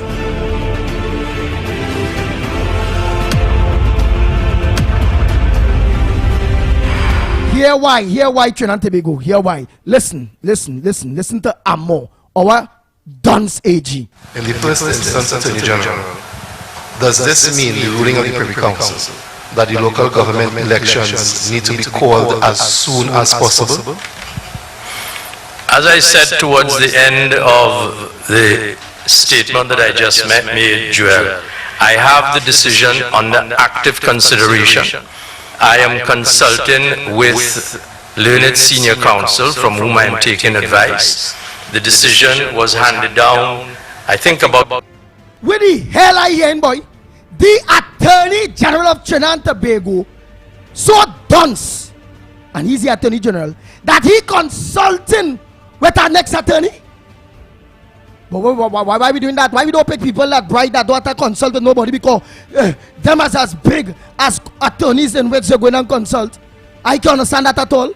So now as a consulting with team, Mr. Attorney General, how much money are they pay that consultant to tell you that the Privy Council verdict is final, that all your government wrong, all your disrespect the people, and all you have to call a local election very soon? And I want to make a mistake and call the general. That's all you have to do. Let me continue to hear this Dunsey Attorney General. Boy, you is a real like bottom politician. 3 hours ago. And also in terms of the extension of the life of the councils by the proclamation of the act and so on, that would have been the subject of this ruling. In terms of any decisions made or anything like that, would that have been done with proper authority? Would they properly constituted in that sense or not? You are asking me to give the advice which I haven't fully considered as yet, Mr. Brown. 3 of them in the Privy Council taking the majority, which we respect. Partner, hush your stupid mouth, and I will tell you that live. Let us say the letter why. I now see, listening to you on a press conference, Mr. Amo, roughing up the media for asking you questions. You asking me, well, tell me you come out there for. What you come out there for? Where Paul a press conference for? If it is when the media talking to you, you getting fast and out of place with yourself, Mr. Amo, buffing them up. Listen to how he talk there, Ole I ain't lying. Listen to how he talk there.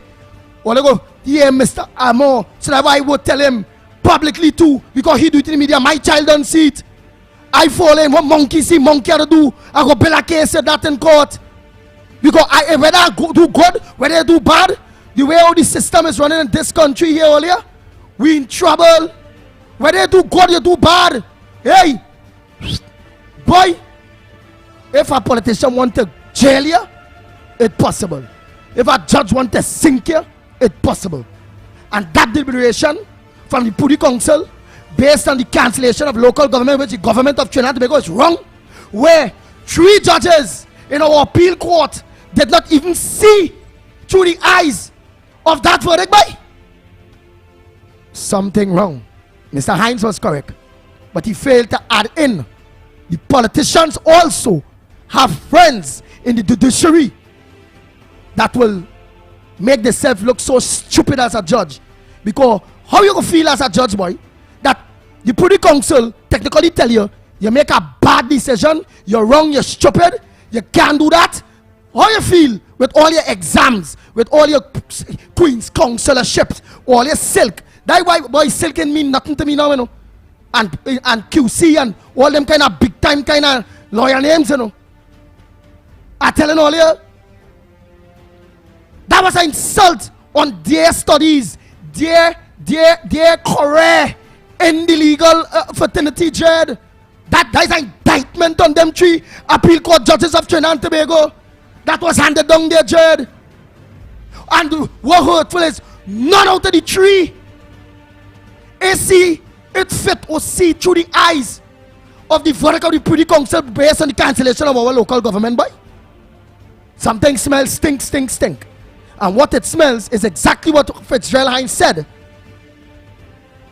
But it's just not only the criminal elements had judges in high places, the politicians have it too. Let me continue to hear this man.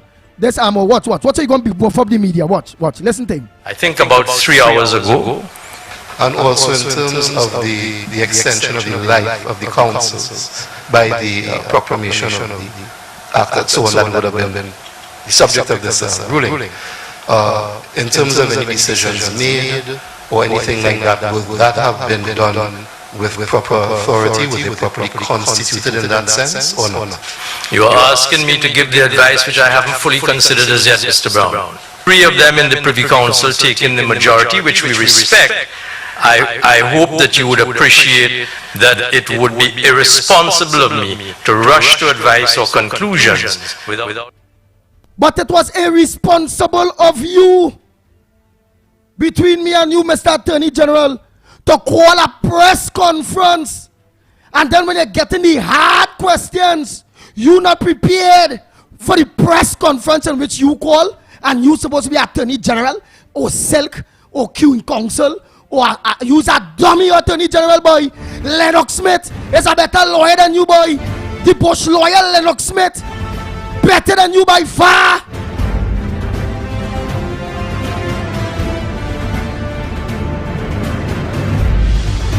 Your defense is you not prepared for the press conference where you call? You for real, partner?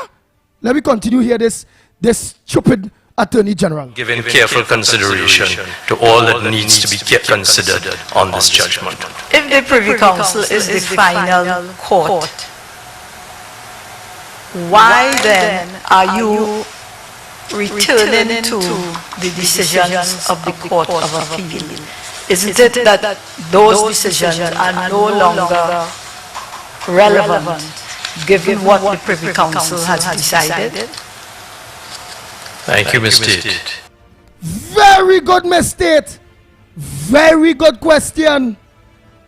Let me hear PNM activists ring down PNM Attorney General Dunce Wicked Roger Amor that come in.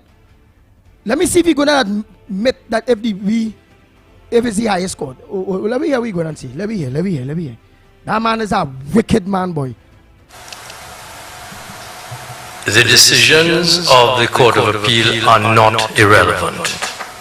In reading the judgment, there is a clear reference to the fact that when, and maybe, but a reference to the fact that when people voted in the current group of councillors, it was for a period of 3 years. And if the source of their authority is the electorate, then that period cannot be extended by the parliament or the government. Doesn't that suggest that the Privy Council was saying that the government was attempting in some way. I think I saw the word overreach, or that the government was attempting in some way. Nice reattack. Yes, reattack. Not to usurp, but to ignore the right of the electorate to decide which councillors govern them for the period for which they have been voted in, and not have it just extended en passant in the course of a bill. Well, to answer your question, if I may, I do not accept that there is anything in the judgment in which the Privy Council has said that the government of Trinidad and Tobago usurped anyone's rights. On the contrary, I think they use language quite to the contrary. Do you think? Partner! Sheikh Tate couldn't tell you that if it is that wasn't part of the circuits in which she read, partner. It is there. They say so. So what you gonna say? You try now to make excuse of people out there, the warlords and them out there, that they maybe use their term of language that is in the transcript wrong or something. That's how far all they're going in interfering with our democracy, boy. Reginald Armour, boy. Yeah, it's a wicked man. That's why you're lost in here in the middle of your head. But that good people is lost head in the middle of their head too. But yours dropping because a wickedness. Let me continue here. Our disgraceful Attorney General of Trinidad and Tobago. Yeah, let me continue to hear. Boy, all people lost all respect for you. You do that with your own career for PNM, boy, Roger Obama, boy. Boy, you was making money before you come Attorney General. You throw away your whole pride, your whole manlyhood, your whole studies, your whole respect, boy, for PNM, boy, for money, boy. Because it had to be. Because if you making money before you go there in government, what could have you damaging your own career in government? Boy, better it stay private, boy, Reggie. It's a disgrace to all attorney generals of this country and to all attorneys that studied hard in this country for what you are attempting to do, Mr. Armour. Boy, you're a shameless man. Everything is in black and white. And you still trying to defend that? Way, boy. Boy, all you are in trouble, you know. If PNM going to this extent, all you, it will reach a stage where we can't stand up for the rights, you know. Oh, God, boy, Reggie Armour, boy. He's a disgraceful man. Let me continue, boy. Let me see if I'm going to send a letter for that. Oh, God, boy, I go put all the things together to show where I say and all the evidence of why I say what I say, boy. It's clear. Let's continue. Therefore, that the criticism that this bill sought that the government, like a thief in the night was the expression used, sought to extend the life of the local government bodies. I'm not here to address political criticisms. I'm a lawyer.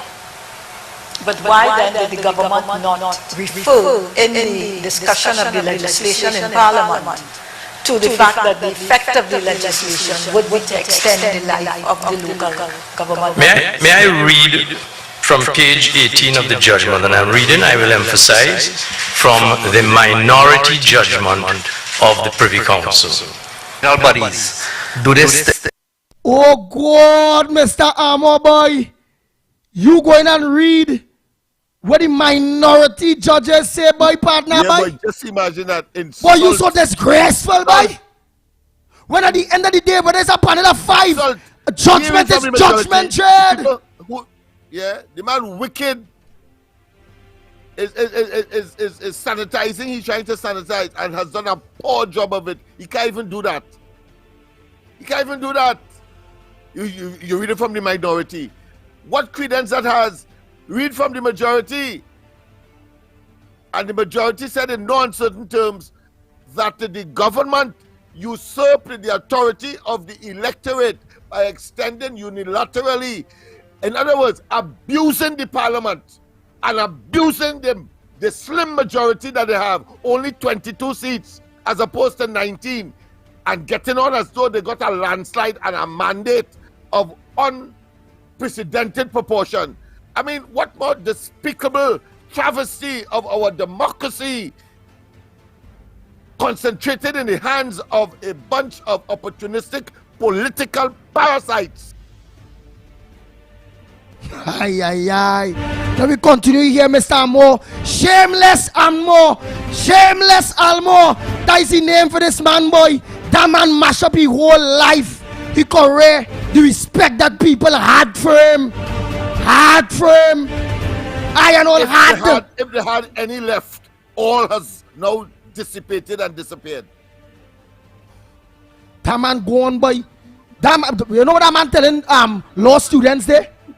When the Privy Council was the highest court, gave a verdict, whether it's three and the verdict thing, that the verdict of the three is the verdict.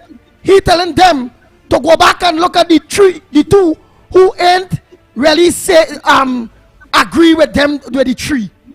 What kind of integrity am I have, boy? When it comes to the law of fertility, a charlatan. That's what he is. A carpenter pretending to be a brain surgeon. Man, let me finish here. Wasteless Almo, Attorney General of Trinidad and Tobago. Everybody in this country, whoever had a little respect for you, lost all of it. Because again, I am talking based on what Ria Tate is putting across, what the Privy Council judgment says, what the transcript of it says, and your defense to it, partner. You's a madman to try to do that, boy. PNM get to catch you to do that, boy. Them catch Alwari and all went to do that, boy, and he was stupid, boy. Let me finish here this dunce Attorney General now, boy. I'm still continuing to do their work. Would councillors, aldermen, for example, get paid? Our money be allocated to these bodies. You know, seeing that we're now going into the wet season. You know, with rain. You know, there were instances of flooding, etc. Would they continue to operate? The judgment is under consideration. This government is a law-abiding government. I expect the government will continue to take respect. This government is a law-abiding government, boy. But the Privy Council judgment, bridge, just said different, boy. The government lost, partner. What kind of lawyer is you, boy? Where the hell wrong with you, boy? Lennox Smith? Man, I appreciate. I mean, it is ludicrous. It's as if I'm listening to a comic show. I can swear at one moment it was, of course, the Larry Joseph show. That's what I see. Because how could you justify the unjustifiable? You have to call elections. He knows that. He knows they have to call elections early. He knows that before December. He knows that. But why he put himself through all of this and disgrace himself so? Lennox asking you laughing, boy. Because I don't believe a bright man would have been so stupid to do that, boy. Yeah, it's ridiculous. It's ludicrous. It's laughable. He's trying to wish away the inevitable. I saw the judge why respect. I saw the judge why respect, which is Frank C. Passad there in South. That fella, he go to church. And I saw, if he listen to this program, he laughing. I saw other real judge and magistrates and lawyers laughing at he. Want to know what the hell he trying to do there, boy? He mad. Let me continue here. The mad Attorney General, boy. There's a mad fella, boy. Politically, and again, based on the decision that he trying to say is not a decision, Trinidad and Tobago. Because remember, they go look to find thing now to come at the pit bull. Yes. Mikey, a pleasant good morning to you. What's your take in this, my brother? After a successful yesterday, where you had the prayer with the Commissioner of Police, where hundreds of people did come out, and where we expecting hundreds to come out on call when we call them. Go ahead, Mikey K. Well, first of all, let me say a blessed morning to you, my brother, Andy Pitbull Williams. Morning to you, brother Leonard Smith, and of course, our as well, my friend. Technical recommendations to you as well. Thank you, and to the entire team, and of course, most importantly, the stakeholders, the people who would make sure and put aside whatever they had to do because, hey, they have a life. They do have a life. Some have children, they have grandchildren who would say, listen, at the end of the day, I can't just sit here and be silent when I'm just being an observer to the injustice. They can't. They, most of all of them, from Pinal, from Toco, that's right, Toco, Tobago, Biggs, and the entire team, Shortman, everybody, Miss Santa Cruz, Miss Woodbrook, I don't want to miss nobody, Malcolm X, well, Krishna, I don't know. But everybody, La Wakita was there? Yes, brother La Wakita, right. I didn't get to see all a glimpse, right? So I do apologize. Yes, I shouldn't even ask that. Yes, and all the good folks. I say yes because I know La Wakita don't miss nothing, but I ain't see him. But go ahead, my brother. But regardless of what, he is somebody that, meaningful. He's always there with us. He's a stationary. He's stationary. He's always a fixture. Correct, but Mikey, go ahead now, man. You go ahead. Yeah, all the good folks. We want to thank you most of all. You who didn't stay in your comfort zone, who ain't holding on to something that you know for sure you will never ever get. You ain't compromising. You ain't buying into no honorary doctorate. You could care less. The Pope could anoint Rowley. You ain't concerned about that. You came out for country, first and foremost, country. And to you deserve a round of applause this morning. Yes. You could have gone anywhere else yesterday, but you choose to stand there and demand good governance. We want to thank you. And those who are listening, we know that you've been touched. You've been motivated now and you understand what it means to come out there and be a part of it when we go about dropping our letters. So we expect to see you very, very soon. I want to say very soon, Thursday. I just say Thursday. Let me say good morning to the officer. He say, boy, listen, man, let me know something. But Thursdays, as I said yesterday, it's going to be a long, hot summer. And to the officers, the members of the TTPS, I think they have a great level of understanding now that, listen, they go come, and they go keep coming until the political walls of Jericho fall down. So you know what? Let me see how best we can assist, have a win-win situation, and everybody go about their business. I want to thank the men and women of the TTPS this morning. I want to thank the communications officer of the TTPS. Also want to thank, of course, the Commissioner of Police, and to all the folks in the rank and file. Thank you so much. You didn't have to come downstairs, but you knew what it was all about. I think you had the essence of the fact that, listen, you two said they're going to keep coming. And let me go and address them. Yes, Trinidad and Tobago. Yes, just so Mikey. Yeah. Yes, Trinidad and Tobago. Yes, the Commissioner of Police herself came downstairs. She came outside and meet with us right there in front administration building. And also history was created where she prayed. She prayed with us. Mikey K started the prayer. I bow my head. And the Commissioner of Police, the communication officer, everybody, she prayed with us. Yeah. So she did come down despite of what. But remember, we will be in communications to see when it comes to correspondence to our letters. So yes, the Commissioner passed the first line. She passed the first line so far. She showed her people person. Yeah, and you're right. And of course, action. So I want to say thank you to everybody, and of course, get ready again. It's going to be a long, hot summer. I will read, of course, the reply from the Office of the Director of Public Prosecutions.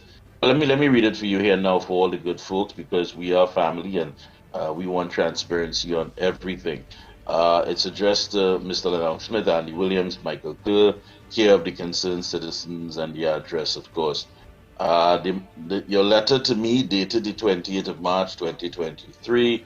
The matter caption refers, and I have taken note of your concerns. Further, with respect to your specific requests, I respectfully suggest that the appropriate agency for you to address is the Trinidad and Tobago Police Service. This is the apposite body charged with the business of criminal investigations. All right, okay. So that is definitely it. So what he did there good is let the people know where we have to drop that letter that we gave him based on the Nelson is to the right. Commissioner of Police. That's what the DPP let us know. That's right. So specific requests, and everybody remember, of course, and Andy just mentioned the whole Nelson Gate issue. So he made it quite clear that constitutionally, my office has no investigative capability or authority.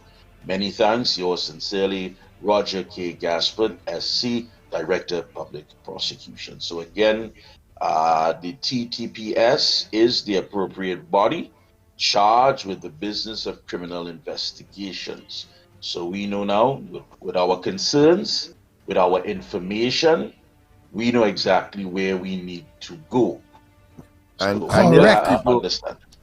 Yes, people, the specifics that we had asked is an investigation into the Vincent Nelson matter involving the Prime Minister, investigation launched into the Prime Minister's role, the Cabinet of Trinidad and Tobago, and the former Attorney General.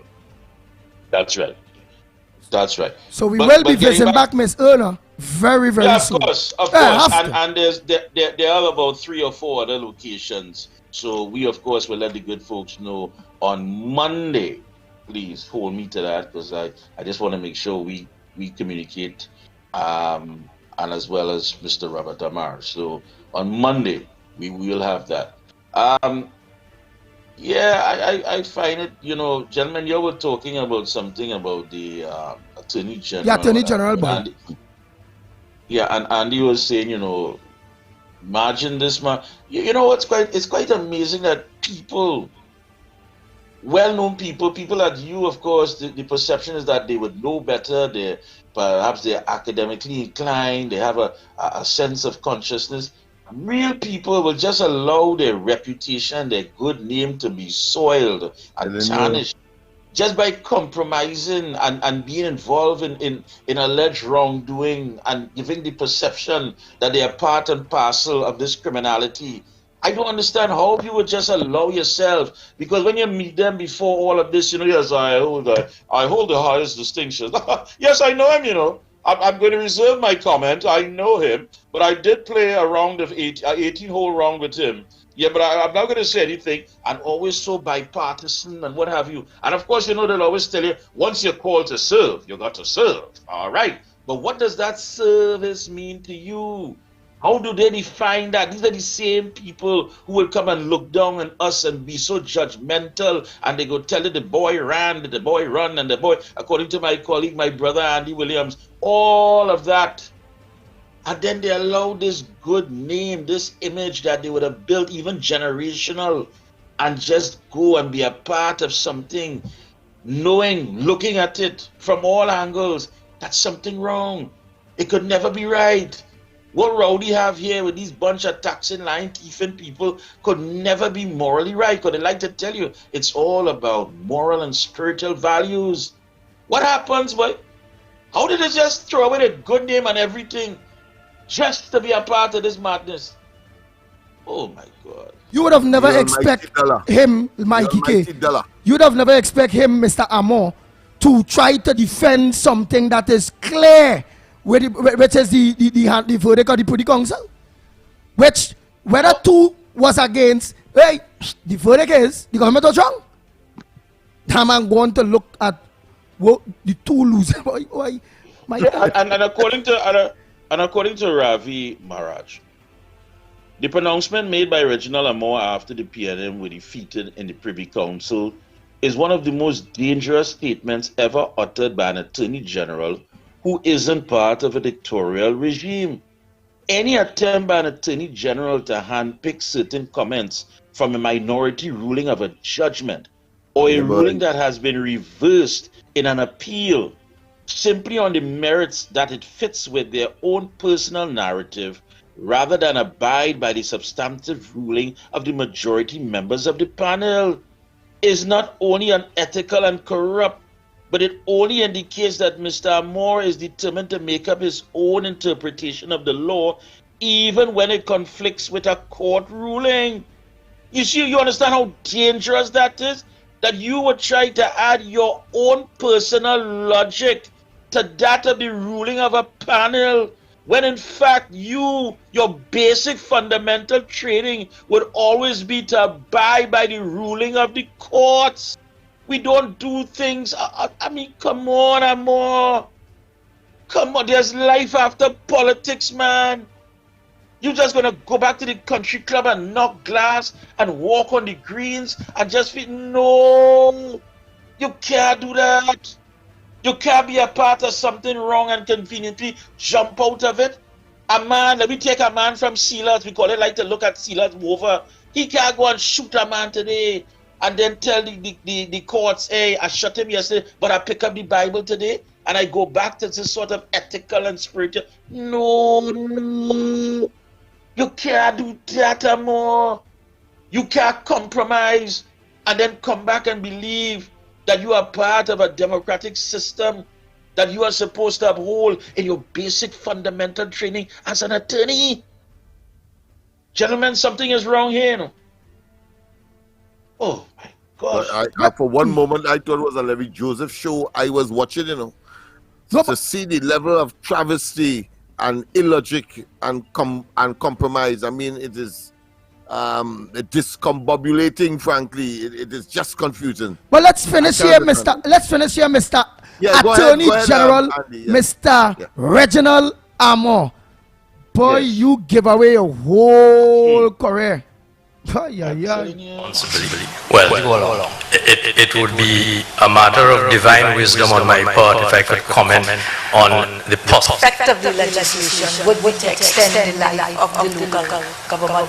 May I read from page 18 of the judgment, and I'm reading, I will emphasize, from the minority judgment of the Privy Council. All bodies do this, still continue to do their work. Would councillors, aldermen, for example, get paid? Our money be allocated to these bodies. Seeing that we're now going into the wet season, with rain, there may instances of flooding, etc. Would they continue to operate? The judgment is under consideration. This government is a law-abiding government. I expect the government will continue to act responsibly. Well, it would be a matter of divine wisdom on my part if I could comment on the possibility of an interpretation of something that the Privy Council has not said. But if I were to address the question that you are asking because you are concerned about it, the point is that the Privy Council... Hold on! Ravi Bhargav Maharaj, a pleasant good morning to you. Just give us what you're live already. We have Lennox Smith in studio. We have Mikey K in studio. We deliberating. Well, Mikey now read your answer back to the Attorney General, but we right now just letting the people who are here, this Attorney General, just give away whole career. We're trying to defend the indefensible. So, are you there, Mr. Maharaj? Yeah. Nice. Hi, we're nearly done. So hold on. Listen.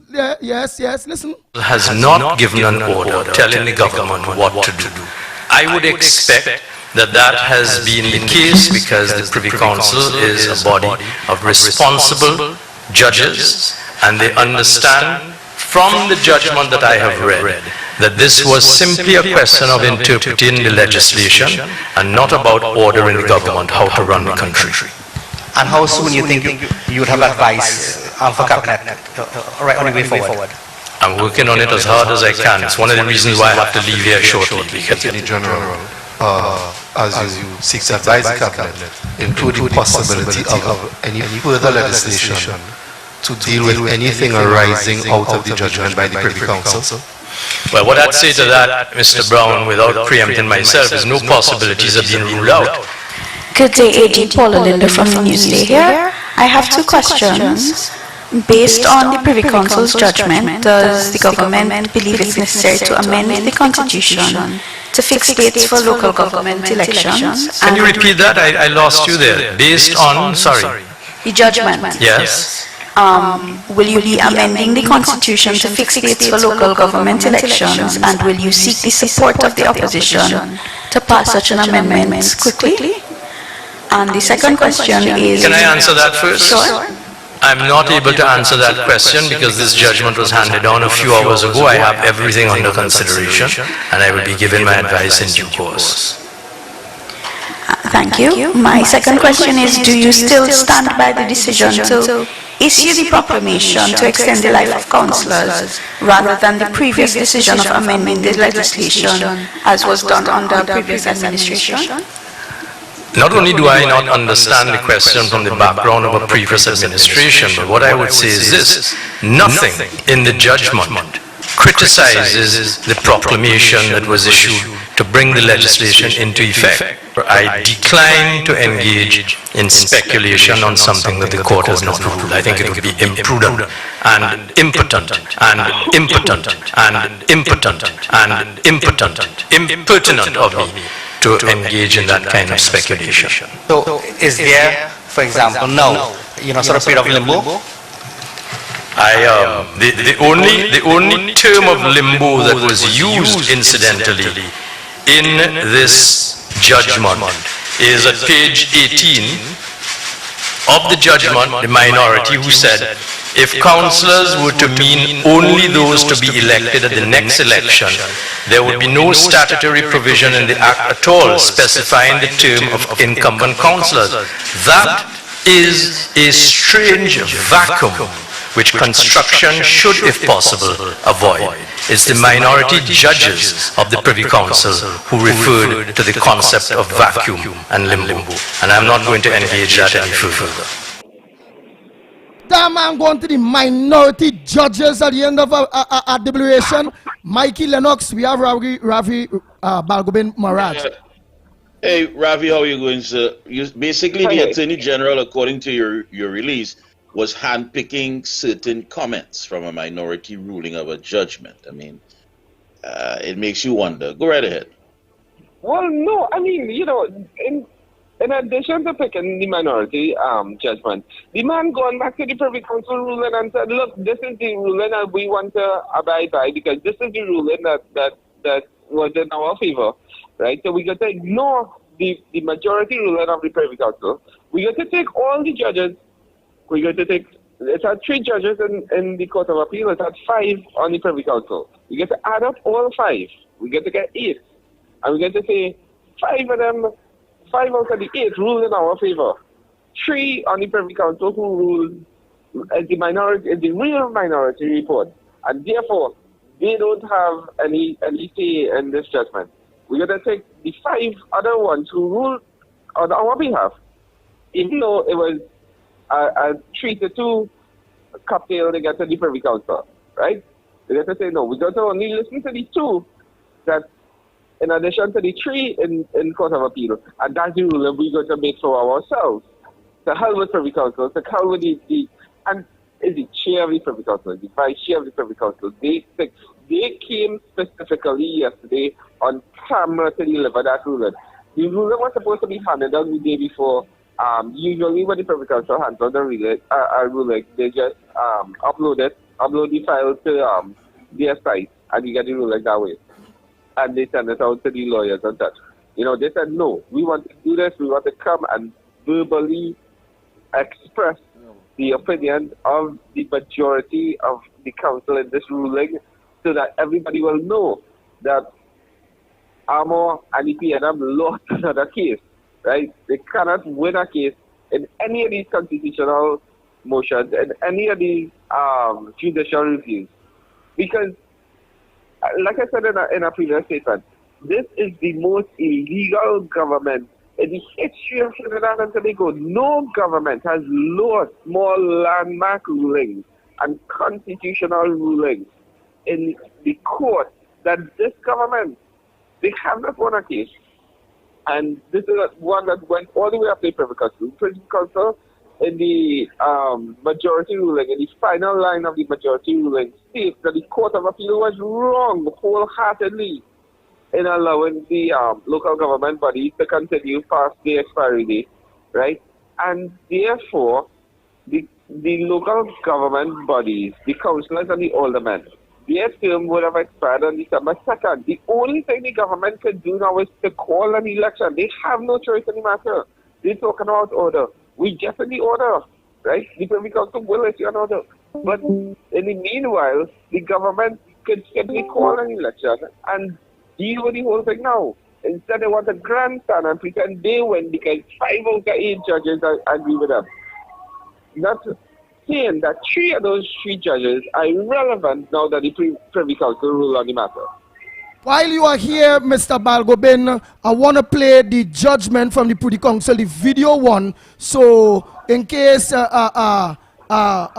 people don't understand it, you may be able to break it down if it's not clear, because it's the first time I am not listening to it, and many people, this will be the first time they are not listening to the judgment from them. So let's take in the judgment from the Privy Council. By a majority, the board holds that the amendments did not have the effect of extending the terms of office of the incumbent councillors and aldermen, and that therefore local government elections should have been held by March this year. By a majority, the board holds that the amendments did not have the effect of extending the terms of office of the incumbent councillors and aldermen. By a majority, the board holds that the amendments did not have the effect of extending the terms of office of the incumbent councillors and aldermen, and that therefore local government elections should have been held by March this year. Local government elections should have been held by March this year. The board is satisfied that the amendments did not apply to the incumbent councillors and aldermen. The board is satisfied that the amendments did not apply to the incumbent councillors and aldermen. The election of representatives for a fixed or maximum period is the foundation on which a democratic society is built. The election of representatives for a fixed or maximum period is the foundation on which a democratic society is built.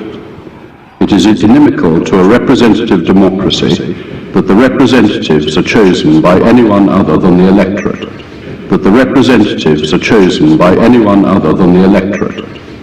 However, if the relevant amendments were to apply to incumbent representatives, the effect would be that the government, rather than the electorate, had chosen those representatives for another year. The effect would be that the government, rather than the electorate, had chosen those representatives for another year. General or ambiguous words are not a sufficient basis for interfering with the basis on which incumbent representatives have been elected. The amended provisions do not contain the clear language required to extend the terms of the incumbent councillors and aldermen.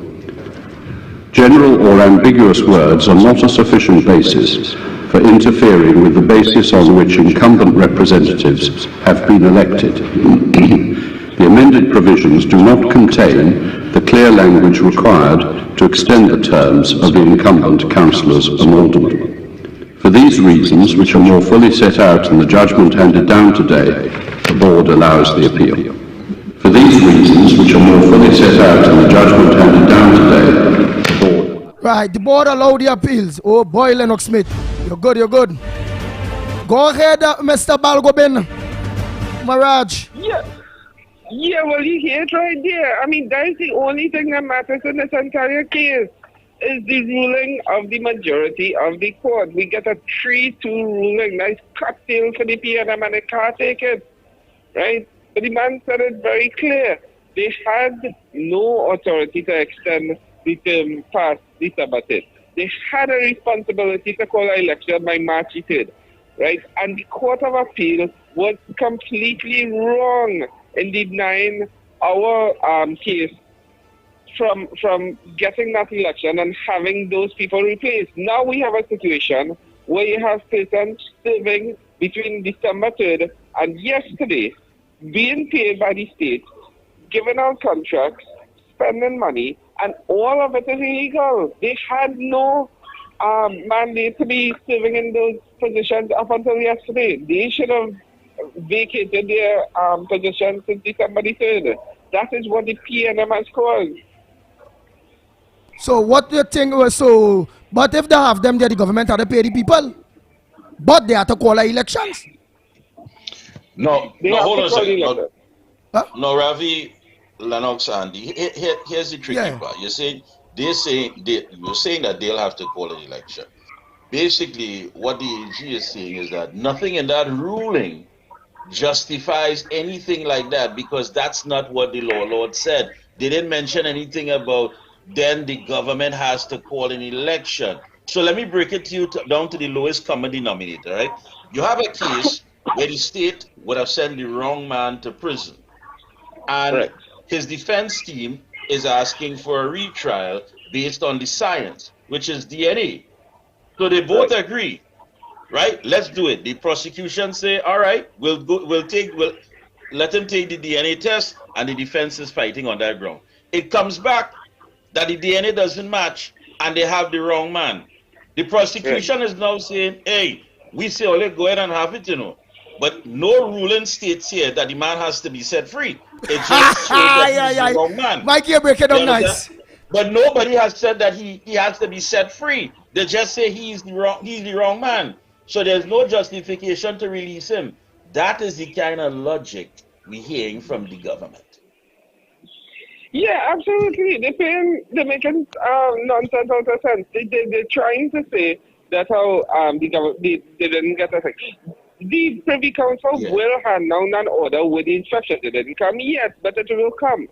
But if they wanted, they could simply have the election. If they have the election, there's no need for the order, right? That's right. Say, oh, no order was given, no instructions were given. We still write. But how can it be the local government, the aldermen and the councillors are no longer valid. They're no longer, they should not be serving in office as of yesterday. Which in real, they are no longer councillors. They are not representatives of the area in which they are serving at this point in time. That pass without expired.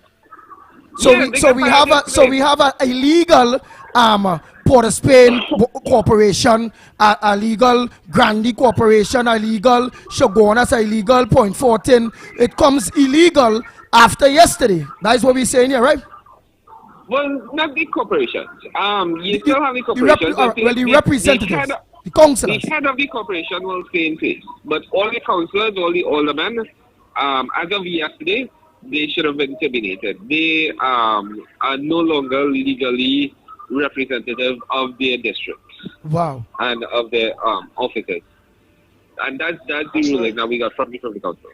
Right? So the government doesn't have a choice but to call an election. Right? If they don't call an election, the councils can't function. I mean, all you have is the heads of the corporations there just to make sure there's a continuation of services. But they can't vote on anything, they can't rule on anything, they can't do anything functionally until they replace these illegal councillors and aldermen they had serving for the past 6 months. Which we don't have a council. Nobody have a council at this point in time. And Ravi, it's also simple to the point that when you look at it, you're right. All of this is illegal. They're not functioning. But wouldn't it be the moral thing to do to say, listen, based on what we've read here, the citizens of this country were deprived of their basic fundamental constitutional rights. Yeah, boy. In order for this not to go as crazy as it could, just do the right thing. I mean, here it is, you've been told you're trampling on the basic constitutional rights of your citizens, and you still want to play wrong and strong? You still want to play wrong and strong? Let me ask you something, and this is a serious question. Huh?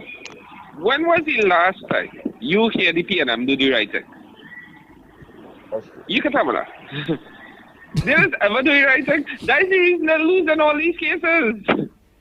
Right? You're telling them to do something that's impossible for them to do. If they used to do the right thing, they would have won any of these cases that we took to the courts. But because they don't do the right thing and because they refuse to do the right thing, they have to go to the courts, and the courts have to tell them, look, everything all you're doing is illegal. Stop playing with foolishness and do the right thing. And even when they do that now, we see the Attorney General want to ignore that and say, no, we're wrong and we're sure, and we do what we want. The hell with everything else. Yeah. Wow. Well, But would they be able to ignore, because if they're waiting for a court order, when they could just call an election, when the court order reach, would they be able to ignore that court order? Or who have the power? Who have the power?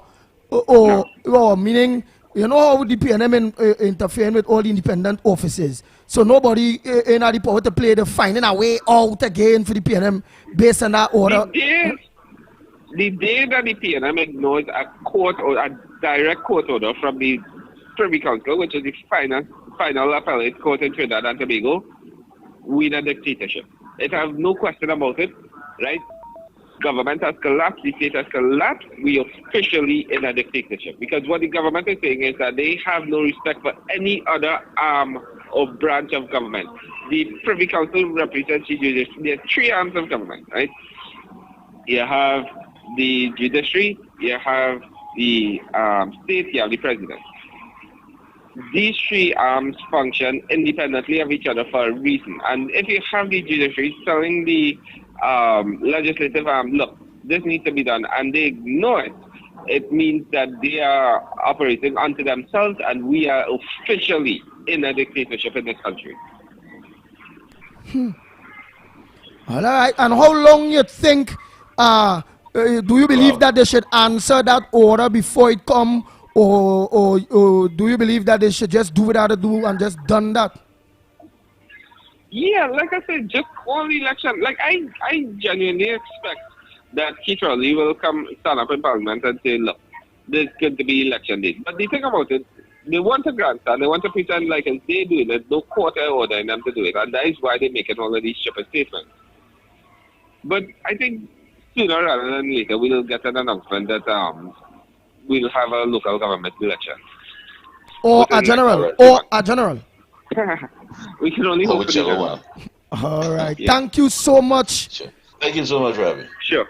Yes. Sure. And thanks for having me. And again, thanks again from the ground report and the people of Trinidad and Tobago. You being a young attorney, a fighter, you're not giving up. Whether they try to break you or in any way, you're keeping the fight for better Trinidad and Tobago and law and order in the country. We salute you, man. You continue doing your good work. Sure. Thanks for all the support. Nice, man. Yeah, so folks, you heard it. Ravi Maharaj Balgobin making it quite clear. I mean, you just can't be hand-picking things that, you know. Again, you're shocking, wrong and strong. Wrong and strong. It was more. I don't know why these fellas don't mind muddying the name. He was not only removed from the court in Miami for his personal interpretations of the Judicial Code of Conduct, but he further embarrassed himself, the Office of the Attorney General, the PNM government, and Trinidad and Tobago as a state when he mounted his feeble appeal of the decision. And here it is, he's trying to misinterpret and misrepresent the ruling of the Privy Council. Let's hear from the good folks on the outside. These fellas have no shape. I don't know how they allow themselves to come. You had one, he was an attorney, everything. All of a sudden, his crockpot, his bicycle. How did it just damage the name and allow the PNM to... Morning, folks. On the outside. Morning, caller. Where are you calling from? What's your contribution on the ground report this morning? This is Malcolm X here. Morning to the house. Malcolm X, a pleasant good morning to you. Yes. Morning.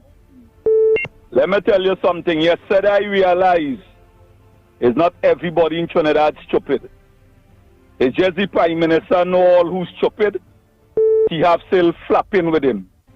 You see this whole thing while you're playing there with the Attorney General? Well, if he want to say he reading out the minority, That means the opposition should be the government because oh God, say it again, Malcolm X. You find the next way. Mikey find it good just now. Look, you find the next way. Go ahead, Malcolm X. Go ahead. This. You're talking about a minority ruling. Which part of the world it is have a minority ruling when everything is the majority? So this is where we have to go with in both say Trinidad and Tobago. The man say we ain't riot yet for gas. And that is where they're pushing people to. When I watched yesterday by that Express building, the people will really come out is the people who have grandchildren and great-grandchildren, you know. One man make me feel proud, and I say the next match, I have to bring my grandson and them with me. Because that man bring his son, and you know what his son tell me? He say he come out to see and be part of what it is talking about. You see the wrongs these people trying to give we like evil really in flourishing over good. Let me tell you something, Trinidad and Tobago. This is PNM talking now. PNM going wrong, we have to acknowledge the wrong. And we have to correct the wrong. And you see the deceitful, evil people who saying, because I want to tell all you something on PNM. Your tongue is over now. Right? They name Awari is the LP. Right? Check. Well, Rowley was the AC. Check who they leading. That is really PNM.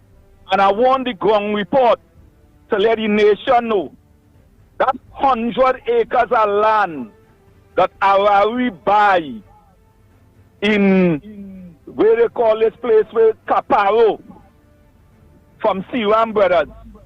Why he must be buy to sell AGC over more money to build house? Or why he don't donate it to the homeless people and let the government build a home for them? Money where they can't account for where they're spending in this country. Boy, let me tell you something now. I really have a different policy, you know, because Martin Luther King say, we pray together, we stay together, we go to jail together, and we have to die together. Let me tell you something. Me fighting no war for Australia and Russia, no. This war is a war for saving Trinidad, you know. And by any means necessary, we have to get rid of this government, you know, because if the Attorney General, let me tell you, a country run with a Prime Minister and Attorney General alone, you know. When did they take over the Red House? They said they had to appoint Attorney General and a Prime Minister to have the Constitution of Trinidad and Tobago. When Robinson they get vexed and he fired Pandey and everybody, they call Robinson and tell him he had to appoint Attorney General in order to have a government. Else Patrick Manning could have walked in the Whitehall and claim as the government of Trinidad and Tobago. Anybody who want me wrong, Lennox, don't let me song like one of them fellas playing pride like the Attorney General and them. And I know, although me ain't get a big education, I fighter than them. Shopping is this man saying this morning, boy. That man should be locked up, boy. And as he leave that press conference, the police should be holding him. And let me tell you something, all them letters where we drop, and all them letters where we waiting on it. We ain't want no mama guy results, you know.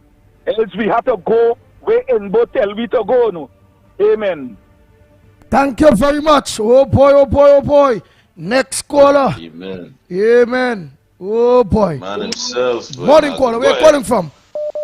Good morning. I calling from Arima. I coming out now. Oh God. 4 years now I tell all the man breaking the democracy and he following the big young man friend next door to me. I saying when your neighbor house on fire, wet yours. You see? The justice system corrupt long time. Since Rowley in power, it get worse. This young man friend he have make friends with him because he give him a good study and he know how we could have him like a puppet. Let me tell all you something. The Chief Justice for Venezuela, his name is Mikel Monero. He sanctioned for that same corruption, right? And they want 10 million for his head. He can't go no way. So, what I want to tell all is, we have to watch it inside of here still. Understand the English that the judge talk in England. They say they're supposed to call election, but they can't give order for when it is to call. And Rowley will come out like a raging bull and do as he wants. He will take his time with that election. He will tell all you plain. No judge in England could tell me how to run this country. That is how the dictator does talk. Concerning the Bajan woman with the heavy voice, I'm talking about the Prime Minister. Up to now, she ain't answer Miss Kamala Persad Bissessa. If you keep bothering that lady, we the citizens, right, keep fighting and calling out to her. Her answer, I believe, will be, I don't have to answer to anybody. This is my country, and I will run it as how I want. All you're learning a lot of things now. These CARICOM heads real corrupt, and we have to keep calling for the Commonwealth to be involved in the elections, the general elections. We need them to observe, not these hungry mouths that are CARICOM leaders. Take care, people. I will be calling when you see the thing get right. As you see what in the dark coming to the light, I will be calling to remind all you. Drink water and mind all your business, and who don't hear will have to feel. When your neighbor house on fire, they say you must wet yours. Thank you. Well, your house on fire, so we will see on the next time we come out. Oh boy, next caller. Oh boy, let me make it short and sweet, short and sweet. Morning caller, where calling from? What's your contribution on the going for this morning? Morning, gentlemen. Calling from Port of Spain. Morning. Yes, sir. I want to say you all, I feel you all being a little too hard on the AG, right? What you all first need to do is check the room, the size of the room he had that conference in. Because you know the size of the room affects his ability to think clearly. So that's good. You know, you should think about that. And Mikey, what you are saying, these fellas who have letters behind their name, right? They have no integrity. All they see is money. Now, fellas like you and Andy and Lennox have integrity. And what sort of money do you all have? So people who love money have no integrity. They don't care. They say what they want, do what they want, and they feel that they're the most educated and brightest people they have in this country. Take care, gentlemen. And hold on, and it doesn't matter even for tarnishing their names? It's money. All they see is money. Listen, in this country, people, you know the Tendi mentality. You always say all these things, bring out all these topics and issues, and people just don't care apparently in this country, you know. They don't care. You know, I mean, listen, when you hear these fellas talk and the arrogance which they speak, as though they are the brightest persons that walk the face of this country, right? I mean, it's amazing the nonsense that AG could talk about, right? You talk about this is a law-abiding government. Isn't it currently workers, the workers have judgment, or is it the workers that have judgment to get land and whatnot, and they refuse to give the land to the people? So that sure there is not a law-abiding government. Exactly. So you talk about this nonsense, and people continue to sit down and accept that, and then say, say, well, what we could do. And another note before I go, Andy. Yesterday I was trying to get on, but as you were talking about the East Indians, right? You have to understand it's a different culture. You see what this guy did? He went to the Privy Council, and East Indians is a culture thing that they are brought up to obey the law, right? We are not a physical type of people. If we have issues, we try to take it to the courts and deal with it from a legal point of view. What we do is we will wait for the 5 years and we will vote accordingly. You understand? I understand that yes, it may not be the right way to deal with issues, but that's how the culture is, and it's not an easy thing to break away from that culture. And I understood, and that's why this morning early I apologize to my East Indian brothers and sisters for calling them yellow belly, and your explanation is well sought. But still, I believe that no one should wait for anyone to fight for them, and our people must learn to fight for themselves, especially when the situation is dire and we still have 2 years to wait for general elections. Well, I think slowly it's changing, but as I said, it's going to take a while before it changes, totally. All right. Because I agree with both your comments. I mean, Andy and of course the caller. But what is interesting, he mentioned as far as it's a societal culture, and that's true. It is a societal culture. But the thing that I look at on the wider scope is that there are many people who are born here in Trinidad and Tobago, but still feel disconnected to the country. And I think that's where the narrative and the conversation needs to start going, because we have to deal with this issue of racism. We have to deal with this issue. We can't stick our heads in the sand anymore, because at the end of it all, this is a card that the PNM is known to play. This comes right out of their playbook. So we can't just run into it with ignorance and emotions and so forth. We need to have serious conversations. There are East Indians, there are Afro-Trinbagonians, people in this country who do not feel connected to it for whatever reason, that this is not their country. They're simply here occupying whatever, but here where they were born and raised and still feel disconnected, and especially East Indians. Because you're hearing it, it's PNM country, it's PNM country. You have to understand that the architect of this division, this so-called father of the nation, they like to sell to us about Dr. Eric Williams and all that. He didn't come out to build a country. He didn't come out to develop a country. He came out to develop a party and to use the political party to define what Trinidad and Tobago should be. It's not a government, and that's why people say it's a cult. So you have to understand that his main priority wasn't to develop a society where every creed and race finds an equal place. It was only about the party itself. It is the party that if it is down and out, the country is affected. It is a party that if it is seeing good times, it somewhat rolls into what's happening here.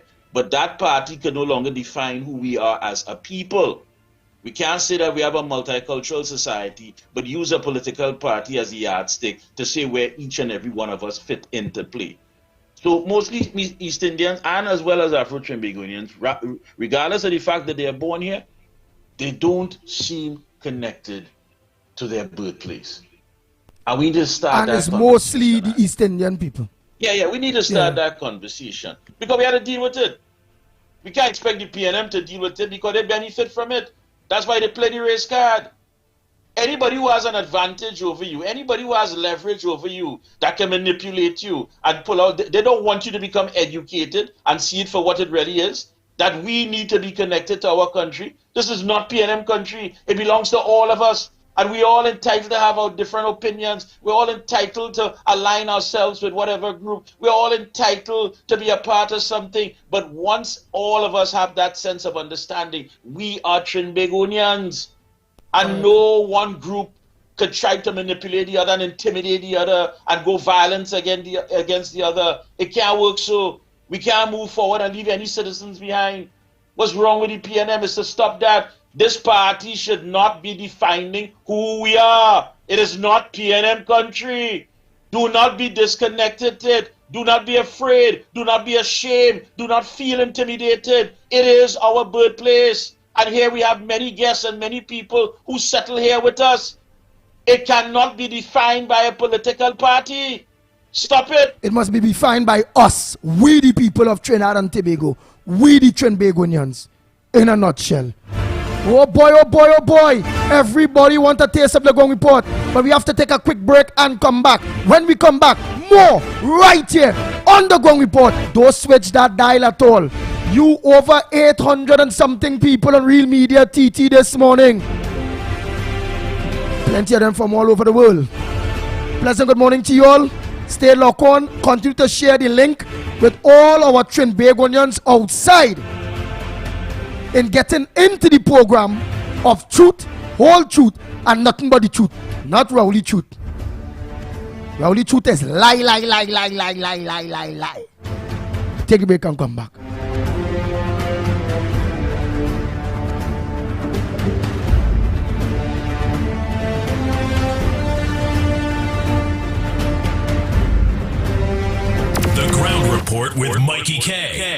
Williams and Lennox Smith.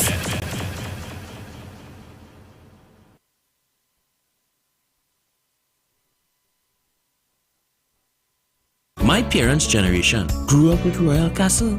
From the first restaurant in 1968, when that distinctive, tempting aroma hit the air, they just couldn't resist. And like never before, fried chicken with a special blend of local seasonings and a one-of-a-kind flavor down to the bone. Today, Royal Castle still have that same delicious taste, and I love it too. The kids can't resist it either. Plus, they have more to enjoy. For me, the Castle is more than just nice food. It's we own, part of me and you, and is the real flavor of TNT. Sheltech Electronics, Capital Plaza, 11 to 13 Frederick Street, Port of Spain.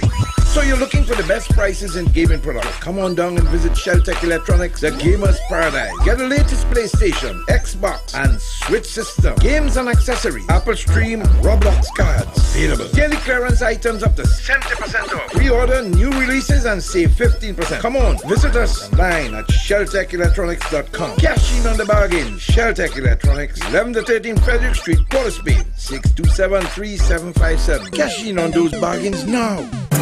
That's the sound of your car or truck. That's the sound of your horn. Get in here with an auto loan. RBC makes it easy to get your own. Get in gear with an RBC auto loan with zero down, longer repayment terms, and low interest rates. Visit rbc.com/Caribbean/GearUp. Conditions apply. That's the sound of your car or truck. That's the sound of your horn. Get in gear with an auto loan. RBC makes it easy to get your own. Drink that's transforming what you expect from a beverage. U-Juice is 100% natural and has the power of red ginseng, turmeric, ginger, and the world's strongest antioxidant, astaxanthin. Your new favorite drink has arrived. U-Juice, en route to the ultimate you. U-Juice, U-Juice. And when me drink, we got a natural boost. 96 Degrees Promotion presents Ladies in White. Ladies in White. Saturday, the 27th of May, Moonlighting Pub, Eastern Main Road, Tunapuna. Featuring from 104.7 FM, the master of the old school, the hitman Howie T, Future Sounds, Curtis 96 Degrees, and DJ Witty.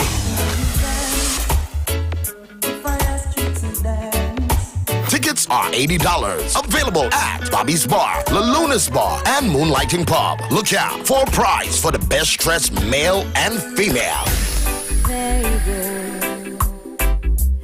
Fashion fever from your eyes. Ladies in White, Saturday, the 27th of May. Arima, the Jubei Cooler Experience. Arima, Sunday, 18th June 2023. Arima, your robe is your ticket. More 104.7, the official station for Arimas. Chinese and Ari Restaurant, number 67, Western Main Road, opposite Standard. For breakfast daily, Monday to Sunday, from 6 a.m. to 10 a.m. On the menu, sada roti, Friday, roast beef, pie, coffee, tea, Milo, vegetable pizza, pancakes with assorted vegetable. Lunch specials daily from 10 a.m. to 3 p.m. Chicken pilau, $25. Assorted lunch from $25 to $40. Soup specials and crab and dumpling. Delivery of food available. Dinner a la carte on the pavement from 6 p.m. until burgers, chicken sandwich, hot dogs, fries and chicken, nuggets, shrimp burger, gyros, and anything else you can think about. Call 382-9347 to place your orders 7 days a week. Trinity Lighting, 123 Western Main Road, St. James. Special on LED bulbs. Purchase 4 LED bulbs for $100, get 2 free. Trinity, they stock a wide variety of electrical supplies and specialize in light bulbs and parts for all your residential, commercial, marine, and medical fixtures. Remember, buy 4 LED bulbs for $100, get 2 free. 628-8373 or 622-6935. Check them out on Facebook, Trinity Lighting, ETC Ltd. or shop online at trinityetc.com. In the Miami area, contact them at 305-354-2033 or 305-932-0727. Remember, Trinity Lighting welcomes you to their main store, 123 Western Main, St. James. Welcome to M&M Pharmacy. Strategically located next to Eastside Supermarket in Sangre Chiquito, Sangre Grande. For all your healthcare needs and much more, M&M Pharmacy will give you customer service like no other. Your health is your wealth. That's right. Looking to complete your home or business project? Well, the place is Michelin Hardware. We carry a large selection of roofing and plumbing supply, lumber, steel, water tanks, tools, and more. Get your sand, gravel, sand filled by the bag, yard or load. No one beats our prices. Visit us at M&R Building, number 97, Eastern Main Road, Aruka, or call 646-2144. WhatsApp 327-7761. Michelin Hardware. Cooking? Reduce your cooking preparation time with Country Gold Limited dry coconut strips. It's all natural, no additives, ready to use. Just blend. No more cutting your hands trying to dig and chip coconuts. Live a healthier lifestyle with dry coconut strips. Get yours today at all Extra Foods groceries nationwide. Look in the frozen section. Also available at Arthur's Place in Balandra. Country Gold Limited dry coconut strips. Are you or your company, school, sporting community, or religious group planning an event? Look no further. The Jump and Bump Rental Company is your one-stop event management specialist. Jump and Bump is a full-service events management and marketing company specializing in fun and rejuvenating festivities. At Jump and Bump, our team is innovative and experienced event management professionals focused on taking your event from concept to production. We boast not only the largest inflatables, but also the largest supply of inflatables in Trinidad and Tobago. For more information, connect with us on Facebook, Instagram, and YouTube at J&B Rentals. On Saturday, May 27, it's time to love again. It's time to dance again. And this time, we are doing it in denim and white. Denim and white. Denim and white. Saturday, May 27 at the Police Mess, Long Circular Road, St. James from 10 p.m. Party to all of your favorite songs from DJs Sir Charles and Selector CJ. Mr. Q and special delivery. Admission is only $100. Giveaways for the best dressed ladies in denim and white. Denim and white. Saturday, May 27th. The Police Mess, Long Circular Road, St. James. A night for dancing. A class act promotion. Everybody's idea of home is different.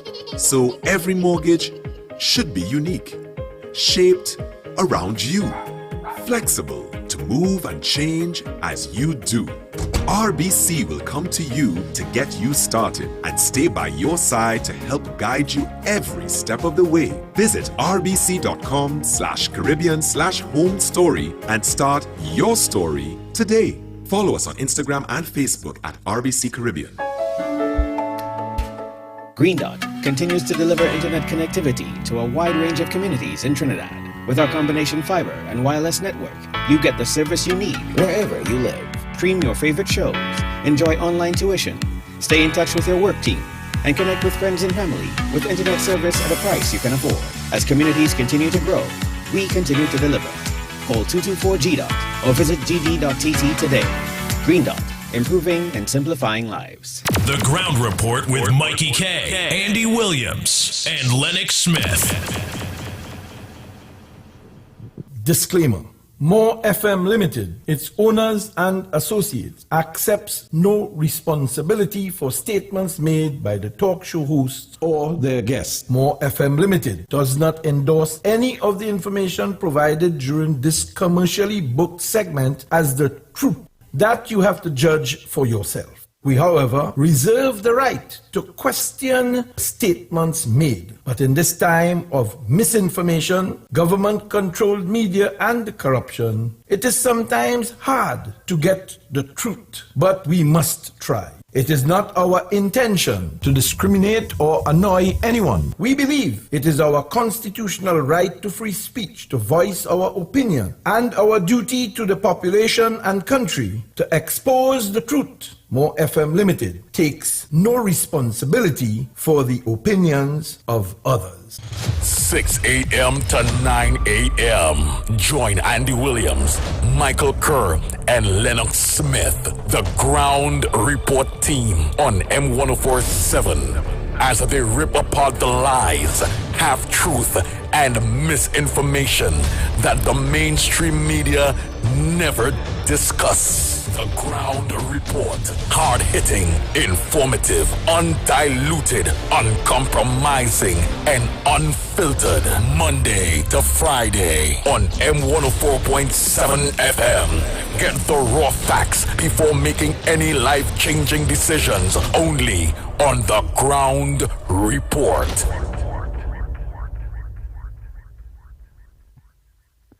Yes. We are back. We are back. Oh, yes.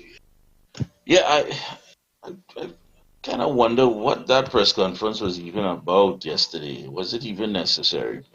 But as I was saying before we went to the break, no political party could define who we are as a people.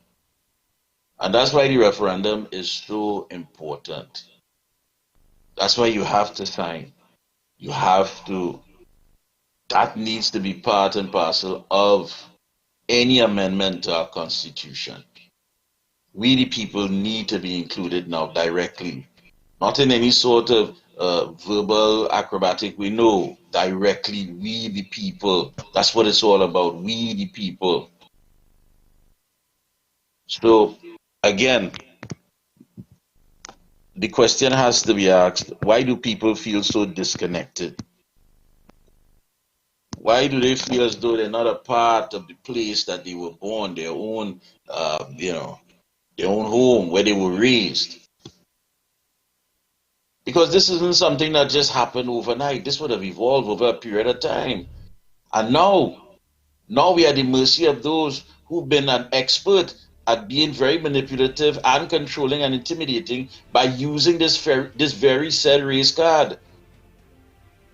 We have to end this boogeyman. Get rid of this boogeyman once and for all. Get rid of it. I 100% agree with you. This is something the people have to discuss. This has haunted too many of our generations. Too many. Too many of us have been hit by this, and it doesn't make sense. Nobody was concerned about ethnicity yesterday. Nobody was concerned about who came from where. Just, of course, to say bringing greetings. Nobody was concerned about the man who, however he looked on the right, or the lady, however she looked on the left. Nobody was concerned. But we all moved together. We were all in solidarity. We were all amalgamated. We were there. One objective, one target, one unity, one force. By the people, for the people, and with the people. That's all that mattered yesterday. That's all that matters. All friends catching up. Hey, I see you the last one. I now see you. What's going on here? How your grandchildren? What's going on with you? You cook anything, you come down? Oh, boy, you know I always here. That's what it was all about.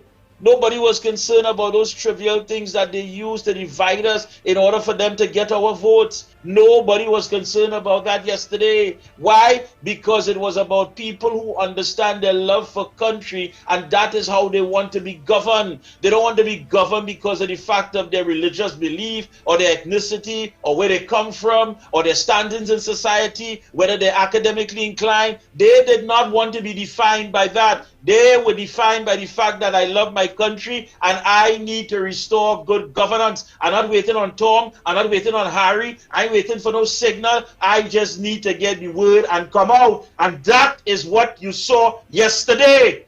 And that is how we must live all the days of our lives. Because if it is wrong, it is wrong. And if it's something to support, we support it. But we do that in the interest of our country and the future of our country. We don't compromise. We don't compromise the good name of our birthland like some men would do for power and some men would do for money. We don't do that. They weren't concerned about who was driving what or who walking where yesterday. They were concerned about Trinidad and Tobago. And that is how we're going to fight them this election.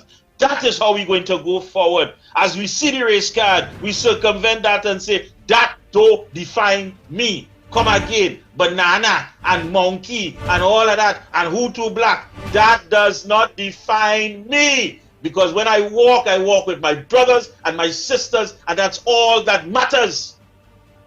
So are you ready?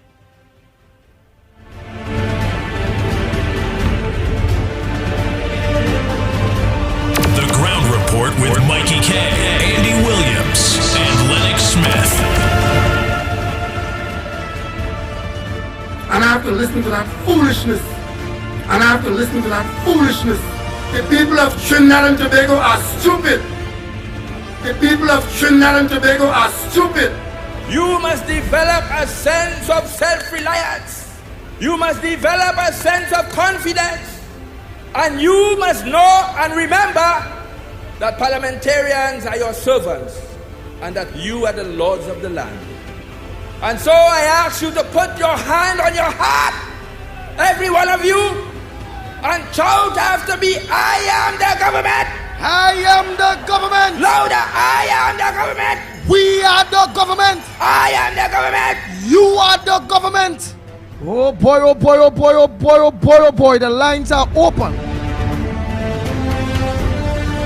So stay tuned, Trinidad and Tobago, for that next date or that next Thursday.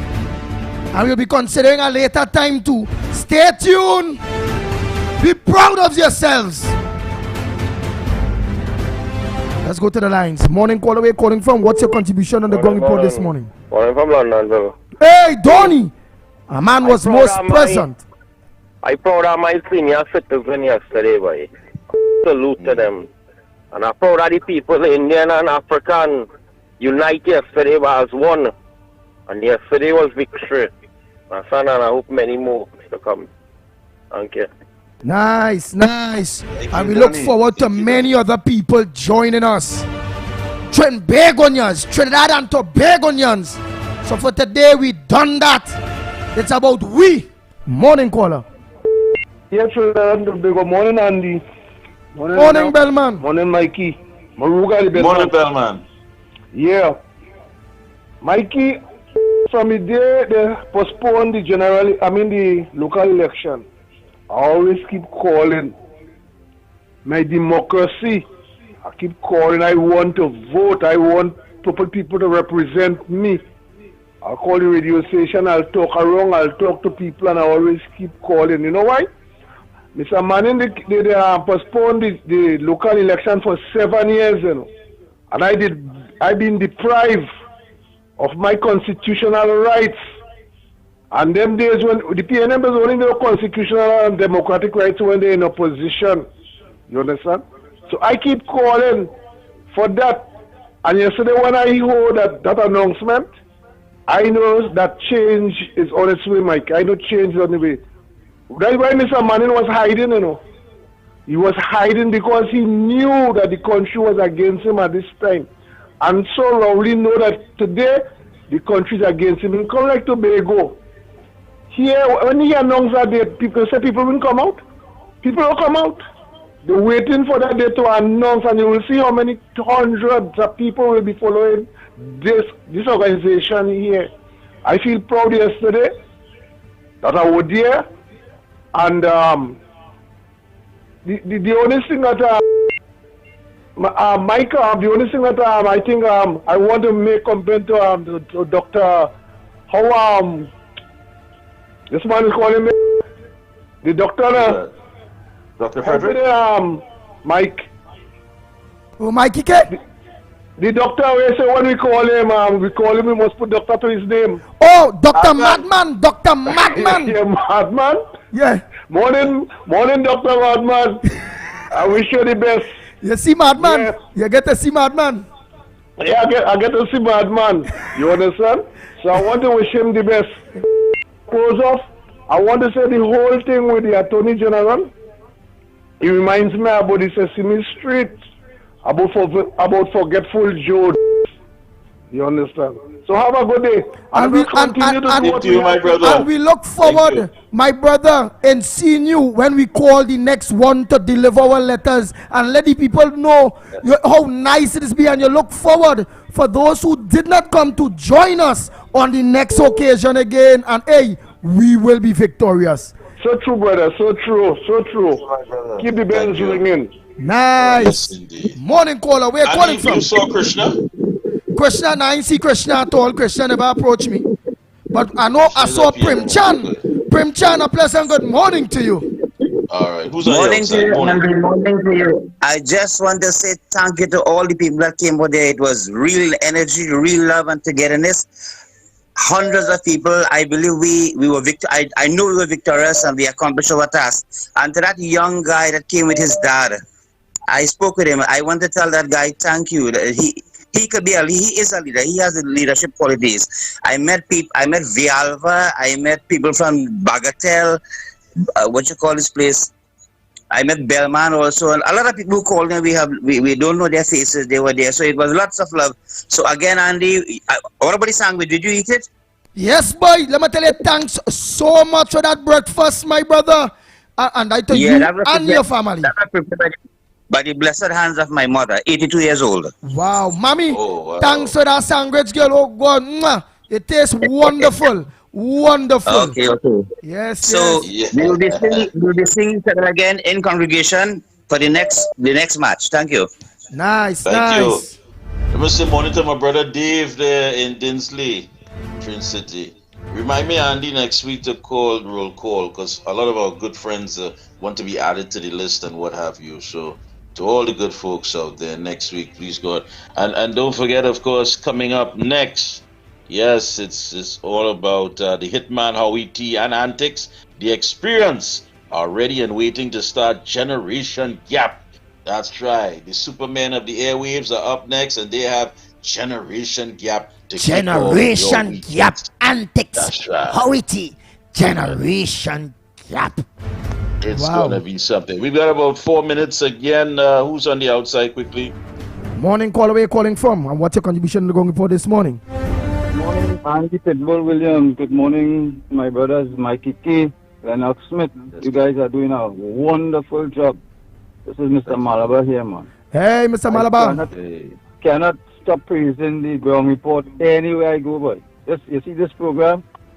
This program set the standard, boy. Or let's set the standard for what is expected of citizens in this country to stand up, boy. Despite what's going on in our society, we need to have that umption, boy. We need to have that testicular fortitude, boy. Because the moral compass of this government has to such an extent now that they have lost all right. They have to give up all right to govern this country. They have no ethical values at all. Let me tell you something, brothers.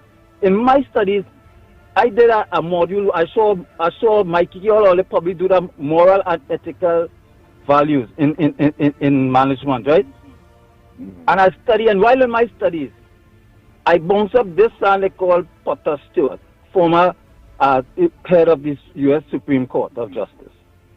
And the man made a statement concerning ethics, a definition that I hold fast to. And when I listen to this man that we call the Attorney General in Trinidad and Tobago, I want him to go and look at that and question himself and ask himself, what kind of man are you? You understand? The ethics is knowing the difference between what you have a right to do and what is right to do. The rights of the citizens, despite the fact that you come in to talk about the judgment, did not say, didn't direct you to call the election. What is the right thing to do is to call the bloody election. Because you lost. You lost the judgment. You lost by a majority, whether it is a majority. 3 law lords voted against you, sir. And the people of this nation demands And we, by right, we deserve to go back to the polls and vote for the representative of our choice. You do not have such a right. The government does not have such a right to dictate to the nation who is to represent us. That is the core, that is the fundamentals of democracy, and fundamentally, something fundamentally wrong with this government moral compass. And we have seen it from time and time since they come into office. None of them represents good moral and ethical standard and values in office. None. You understand? So we as the people, and I couldn't come out yesterday because the time that march was, I was on assignment in Mayaro, right? But I want the people to know, I like salt, I ain't everything. Unless I have to be out of the area because of my job where it takes me, I am saying to people of Trinidad and Tobago, let us be like salt. Let me be in everything. The Gong Report call a march, go out. Victor Roberts call a march, go out. Don't wait for the election bell to toll. We are tired waiting for no election bell. We must force them to ring that election bell so that we will get this government out of office and put a government in office who has the moral and ethical values in the way they conduct their office and the governance of our country to ensure that the citizens' rights are protected. This is a democracy. And if we continue like this, we will end up down the road of anarchy. That is where we get in under this government. Fellas, have a good day. Thank you. Last call. Go ahead, Madman. Howity and them is already setting up. Go ahead, Madman. Yeah, man. Bellman, man. A true brother from long time ago. We can't get back on the decision. We go way back, you know. Me and you all are, you know. Bellman, my hats off to you. But listen to this. The question for our boy. Listen. The question. Sunday for breakfast daily, Monday to Sunday, from 6 a.m. to 10 a.m. On the menu, sada roti, Friday, roast beef, pie, coffee, tea, Milo, vegetable pizza, pancakes with assorted vegetables. Lunch specials daily from 10 a.m. to 3 p.m. Chicken pilau, $25. Assorted lunch from $25 to $40. Soup special and crab and dumpling. Delivery of food available. Dinner a la carte on the pavement from 6 p.m. until burgers, chicken sandwich, hot dogs, fries and chicken, nuggets, shrimp burger, gyros, and anything else you can think about. Call 382-9347 to place your orders 7 days a week. Disclaimer. More FM Limited, its owners and associates, accepts no responsibility for statements made by the talk show hosts or their guests. More FM Limited does not endorse any of the information provided during this commercially booked segment as the truth. That you have to judge for yourself. We, however, reserve the right to question statements made. But in this time of misinformation, government-controlled media, and corruption, it is sometimes hard to get the truth. But we must try. It is not our intention to discriminate or annoy anyone. We believe it is our constitutional right to free speech, to voice our opinion, and our duty to the population and country to expose the truth. More FM Limited takes no responsibility for the opinions of others. This is Juve. Run it! A